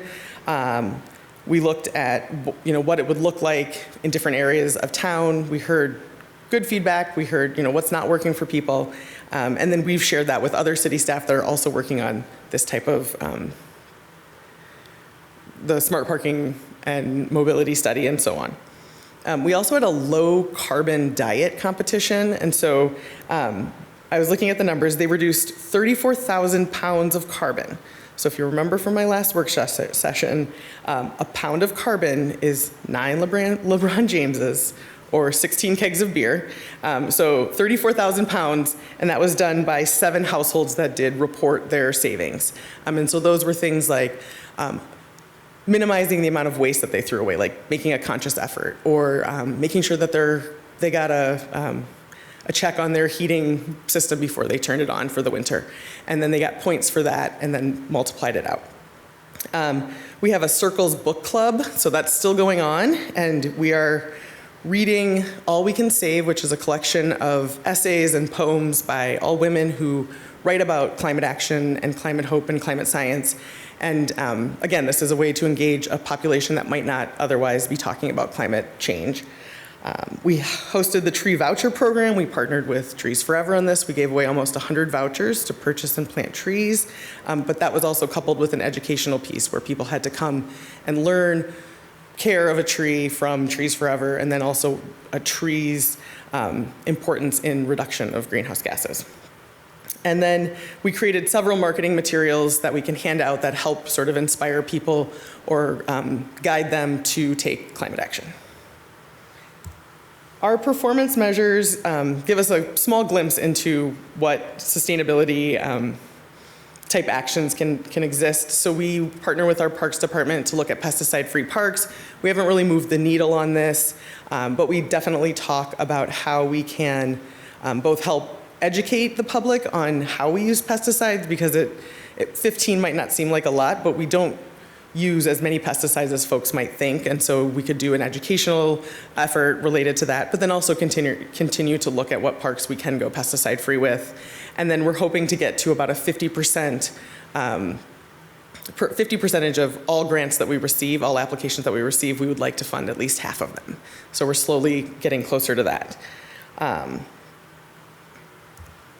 So for the recommended improvement packages that we have, they're mostly related to our greenhouse gas reduction goal and climate action. So we want to make sure that we reach this goal while we're also building resiliency and adaptability, right? We know that things are already changing, and so we can't just reduce our greenhouse gases and hope for the best. We need to make sure we're taking action to make changes to build resiliency among our residents for the changes that are coming. So, I don't need to tell you guys, floods, hurricanes, wildfires, snowstorms, ice storms, rain all winter long. Like, I moved from Portland and didn't expect rain all winter in Iowa. But we also know that the people who suffer the most are Black and brown neighborhoods, low-income communities, unhoused, children, elderly, immigrants. And we need to make sure that when they are safe and healthy, we're all safe and healthy. So the first 3 improvement packages will start to address our greenhouse gas reduction goal. And this is the priority you set in August for climate action plan implementation. The funding will look at research and policy for energy benchmarking. It will also look at our plan for fleet transition and infrastructure, not only for city, but community-wide, like we discussed. And then as we're looking at the Inflation Reduction Act, everything we're seeing is environmental justice and coalition building. And we know that that exists in the community already, and we want to start having conversations and supporting this coalition building to address the needs of our most vulnerable residents. And so with that, we were looking through the Justice 40 initiative, which is a commitment by the federal government of 40% of the funding to go to impacted communities. We know where those communities are in Dubuque, and so we will use this funding to really do a huge outreach effort and to support their coalition and address their needs through climate action that help us meet our community-wide goal.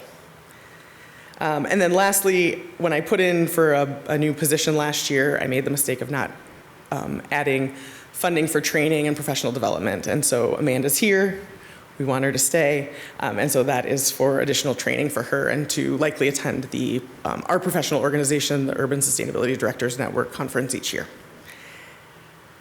So thank you for staying awake. I know I went fast, but I'm happy to answer any questions that you might have. Thank you. Well, thank you, Gina. We couldn't fall asleep during your presentation. I mean, come on. So thank you, and thank you, Corey, and thank you, Terry. This was a very informative presentation. There's always so much coming from the city manager's office directly, so it is very good for us to hear this every year. Public input first. Do we have any virtual input? Sorry, Corey, to make you run around there. I can confirm there's no comments in the chat and there's no written input received. All right, thank you very much, Adrian. All right. Well, back to the table. Any discussion?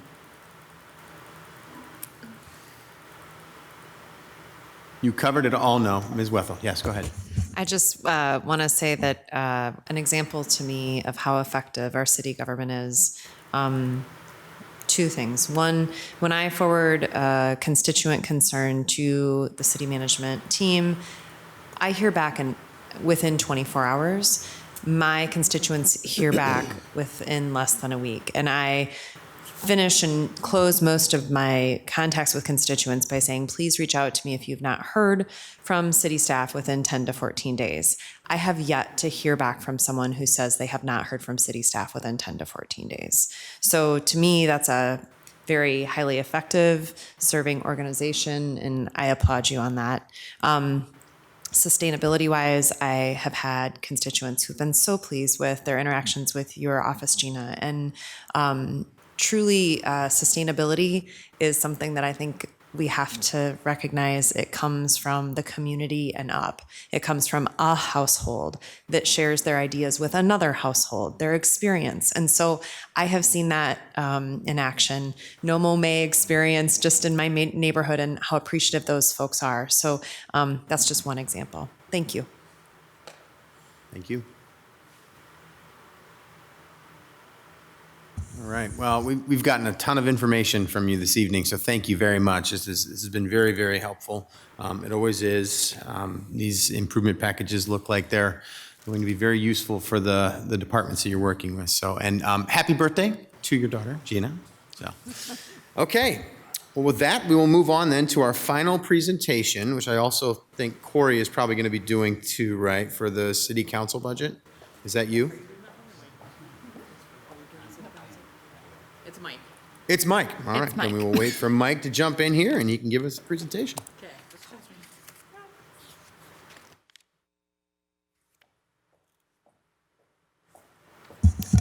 I just would like to comment that I saw Gina potentially purchasing more books at the Scholastic bookstore sale tonight, maybe for Lola's birthday because Gina is here late. Didn't see how big your bag was, but I'm guessing. Let's just hope that Lola's not watching because no surprises there. So, perfect. Yeah. All right. Moving on to city council, Mike. Thank you. City Manager Mike Van Milligan. I'm going to cover the city council budget request this year. And I don't know, maybe you'll be happy to hear this is going to be the shortest presentation you're going to get because there's basically not any changes. So it's $2,116 difference from last year.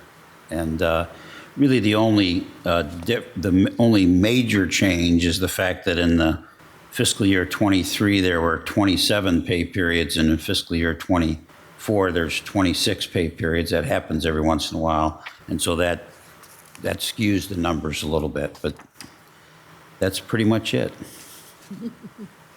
You are correct. I think that there's no way that that record is broken as the shortest presentation for the entire budget process here. So thank you very much. And I always think it's important to point out, the city council budget it's not just the essentially the stipend that is paid to city council members, but it's also the travel budget in there as well, right? I mean, a good chunk of it is the budget for what we do as travel, and that travel is the advocacy that Terry Goodman was talking about. I mean, our ability to do the things that we need to do and talk to the other elected officials we need to talk to make sure that we're bringing the resources into the city of Dubuque in the best way we can. So that concludes the presentations, but we had two items that I know I asked to hold off to the end. So Mr. Sprank, I'm coming to you first. You had a process question you said, so let's cover that, please. Well, kind of, yes, it is process as well. And how I kind of view our job as council members, we're the executive board, we're also the financial stewards of taxpayer dollars, and we're policymakers. And I view this process and how we do our job as thinking in today, tomorrow, 5 years, 10 years, and 20 years. And 10 years ago, we didn't have the staffs or departments that we need, that we now need today. Like we're dealing with climate change, brain health issues, working from home, EV cars. We need 1,000 grants to pay for all this stuff. Plus we have aging infrastructure. I totally trust what the city manager and staff are doing with the budget process. But this is also the only time we get to literally hear from some of our staff members. Think about that. I never see some people, and I'm out in the public all the time. My job takes me where I am driving around town, and I might see 3 utility work or 3 sewer people doing something out in the street. I might see park guys. I interface with some of our engineering department, our parking department, just because I need buildings and grants and permits. So when I hear a staff member that's having frustrations, I know we can't wish them everything. But I want to try to figure out a way to help them if we can. Doesn't mean we can, but I do think there's a reason that, yes, their no's didn't get a response to. If there's a way that we can figure it out, I will greatly figure it out. If we can't, we can't. That's all I just want to say. This is the only time we hear from some of our staff members. So if there's a way we can figure things out, great. If we can't, we can't. Well, and I think I want to point out too, and I appreciate that information, but I think, you know, if we do have specific ideas, you know, Ms. Farber was asking kind of behind the scenes here earlier tonight, do we need to bring those up right now? You know, so let's just, let's talk about the Public Information Office. If we have ideas of ways that we would like to propose a budget recommendation change, does that need to happen immediately this night? My answer is I don't think so. I think we can bring that up again after we have some time to dig into this. We all know that the information comes at us really fast during this budget process, and sometimes we don't have enough time to digest it. So I think if we have some time to think about it and we have another budget hearing that comes up, I know I'm open to the idea of bringing that up as we, talk about, if we're talking about the next 5 departments, you can still talk about a position in a previous budget hearing to bring that up and say, hey, as I've been thinking about this, it might be time to suggest a change. I'm open to that discussion throughout this process because I think it needs to be an open process as we go through this. So thank you for that feedback. Ms. Farber. Yeah, and I just want to take off on what Mr. Sprank said in terms of obtaining new information and making some assessments on the documentation and the improvement packages that were presented, and specifically on the GIS conversation that we had on behalf of her needs, her request in the fact that she was, doing a lot all of the time, not some of the time, but all of the time, and probably plus more, and that they could probably be more. Sometimes they do the work for the consultants that perhaps we could do ourselves if we had the staff. And so there's 2 packages. There's one of 7 for application specialist, and then there is 4 of 7 for a data analyst for the GIS office. And they're both about the same. I think they're both around $75,000 plus or minus, or I'm not quite sure all the details behind the cost, Jennifer, but just wanted to see if this was something that we wanted to tee up and have further conversation about. And I know that we had discussed opportunities to get a better handle on the consultant fees that we send out, and whether or not some of that can really offset to shift over to the GIS office personnel. And then Mike had said, with the Get the Lead Out campaign that's forthcoming for that project, that perhaps there would be funding in that for a GIS office staff as well. But I mean, there's a lot of discussion about that, but I think it's an important function. I think that similar to the IT organization, this is one of the key success factors for everything that we can accomplish as we're going forward for all of these multifaceted projects. And that it would be nice to have that kind of what I call software infrastructure that does provide that app support, that application support that she was talking about, that provides a huge umbrella for data distribution and database housing, if you will, that we can keep within our system. And she seems extremely capable of handling that expansion, and I'm very comfortable with her skill sets based on how she was describing what she was doing on behalf of the city. So I just wanted to raise that as an awareness of something that we may wish to consider and give guidance to Mike and the staff to kind of have a second look for that. But I just think it's noteworthy, and I just wanted to thank you for providing me the opportunity to come back to that after we had that interesting discussion prior to this. So thank you. Mm-hmm. So if I'm just to clarify, you're basically just saying, let's keep this in mind as a possibility as we look through. Right. I would like to tee it up as we have done in previous years, that we should take a look at it, because I think it's significant enough. Mm-hmm. And I do think that the other 2 sections about the consulting fees and taking a look, and the Get Your Lead Out project, which is I'm now calling that. I'm pretty sure we already got the trademark. Yeah, I think so too. Could have benefits, but I think in the immediate term, those benefits are not necessarily going to be here for the next fiscal year. So I think it's important because there appears, at least in my understanding of what she had indicated to us, that there's a gap. There's opportunity for us to save funding from the consultants, as we did last year as well, for some of those positions. So I'm making the suggestion that we tee it up. When you say tee it up, what do you mean? I'm Give a suggestion to Mike that he take a look. So are you asking us to take a vote as a council right now, or do the straw poll on these? Yeah, I don't know if you want to do it today or if this you want to do it later after we have some more time to kind of digest. Okay. I'm just requesting. Ms. Rousseau? Well, I think part of our process in voting should be to check with Mike and Jennifer to see why that decision or why that wasn't included in the first place. I would really like to hear that perspective before, because I'm just seeing it tonight, and they've been working on it for a long time, so there's definitely some thinking behind that we should hear before we decide, I think. Yeah, no, I agree with that. I think it's food for thought, and let's Mike, would you care to comment now? Sure. Thank you. I guess I'd like to make a couple of points about that. So this year, as I presented in last night when I introduced the budget recommendation to you to start these series of meetings, I mentioned something about the fact that in past years, we've always taken the DRA distribution money and put it into capital projects. And this year, we didn't do that. We used it in the operating budget. That means we're going to have less opportunity to do capital projects that people want to do. And you haven't had a chance yet to weed through the capital improvement program budget.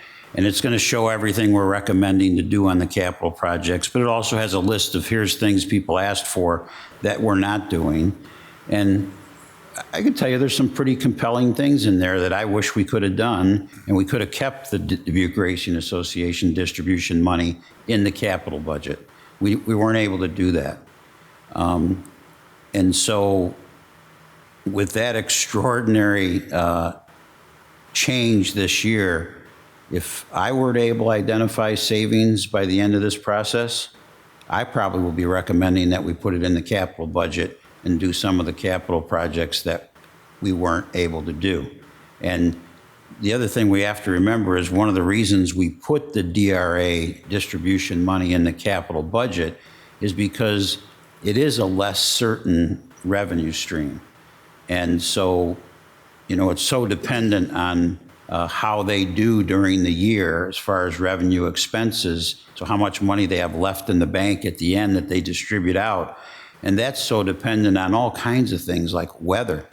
If we have a bad winter so all these Thursday storms we've been having, if those were Saturday night storms, the DRA would be in big trouble.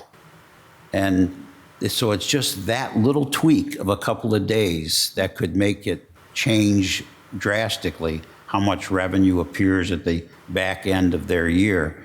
But the other thing is, I would encourage council that when they look at this budget and say, and I'll go back to something I said earlier, there's a lot of things that aren't recommended that I wish I could have recommended. Mm-hmm. And it was very difficult to make the choices. And those positions that you're describing would be two of those.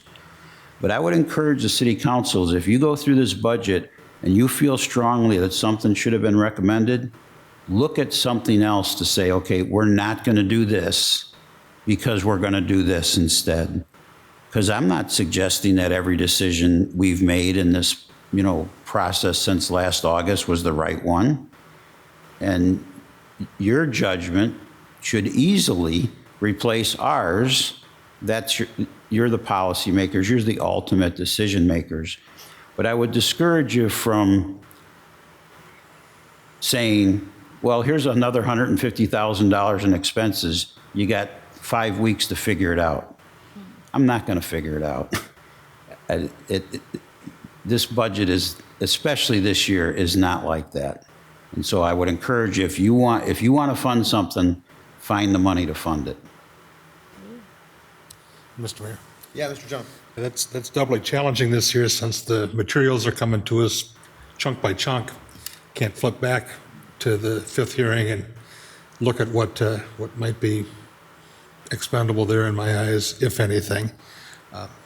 But I do tend to trust the process and trust the players, and I know what it's like to be in the room.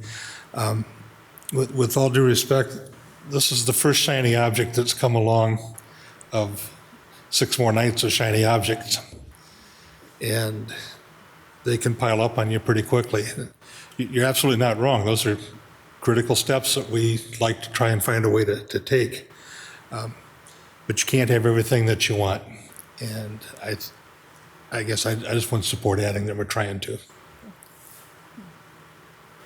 If you don't mind, I would like to comment on what Rick said about the idea that the budget did not come to you all at once on the first night, like it has for every year for the last, how many have you been the chief financial?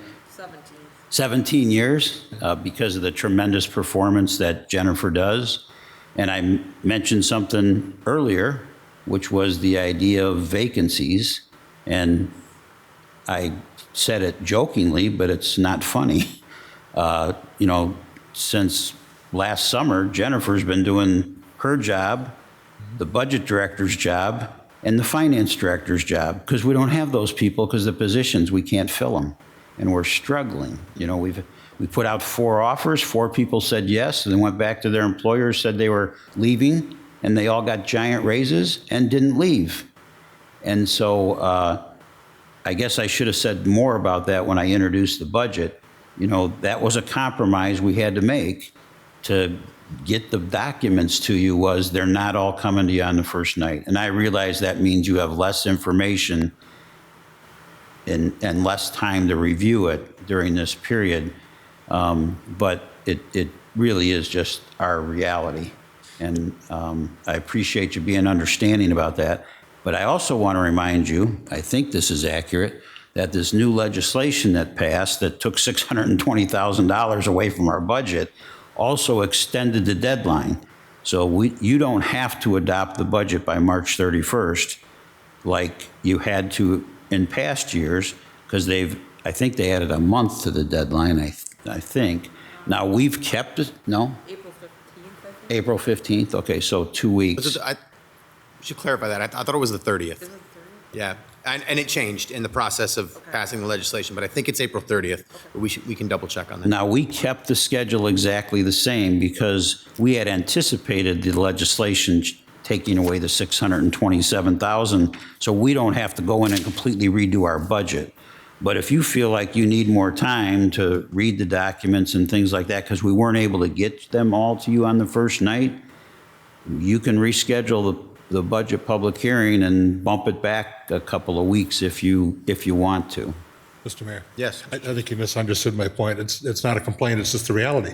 It is. And I absolutely get why it is what it is, and respect the work that's been done. It's just different. It's just a different set of resources to look at the problem. But I still have to go back to this is just the first shiny object of a series of shiny objects that are I won't call them distractions, but I will say this year more than any year, we got to keep our eye on the ball. I think that's a good point. And I think, I appreciate you bringing it up, Ms. Farber. I think it's a good point to bring up. Things like this we should mention and say, as you're saying, let's tee it up. Let's keep it in mind to talk about it a little bit later as we go through this process. But I do think, especially since we don't have everything right in front of us, I'm seeing nodding heads. It makes sense. Right. Let's let this process play out a little bit further, and then we can start making some decisions about and I think that's official things. I agree. I think it's very prudent, and I appreciate what Mike has said, and just the whole approach of the diligence that we have to be better stewards or good stewards of the funding and the situation that we are in due to some things that are not necessarily in our control. Right. So no, I appreciate that, and I appreciate just the open conversation to say that perhaps one of these positions might be of interest as we review based upon all that she does and all that we do for our major projects. So I just wanted to share that. Thank you. Ms. Weffel. I just wanted to make one suggestion, and that is that as I was curious about during that presentation, having us in certain departments like engineering, maybe like GIS, have people for next year start to really collect data that financially validates that that position makes sense. And I think if we do it based on data, much of the discussions we had yesterday, we can feel confident that that makes sense for the taxpayer. And then next year, we have that opportunity. Yeah. I agree. Yeah. Yeah, definitely All agree. right. Yeah, Mike. So Jennifer points out to me that tomorrow she's going to upload all the budget documents. So as of tomorrow, you'll have access to all the information. So it's only one day. Well, I guess you would have got it Friday. Yeah. So it's Well, 5 days late. Yeah, and to go back to Mr. Jones's point, nobody's knocking the work that you're doing up here. We know what's going on, and we're watching the goalpost move as we're sitting here on the field. I was just going to say, now that's just showing off, loading it up tomorrow. Well, loading up tomorrow, showing off, right? That's just showing exactly. off. Yeah, Jennifer, I didn't know any different. Yeah. My first round. that's a fair point too. So thank you very much for the work, and if it gets done tomorrow, wonderful, and if not, we understand too. So thank you very much for that. We're ready to work with the process as the process works this year. All right. Great discussion tonight. Thank you, everyone. This was really good work. So with no more further business on the agenda, we are adjourned.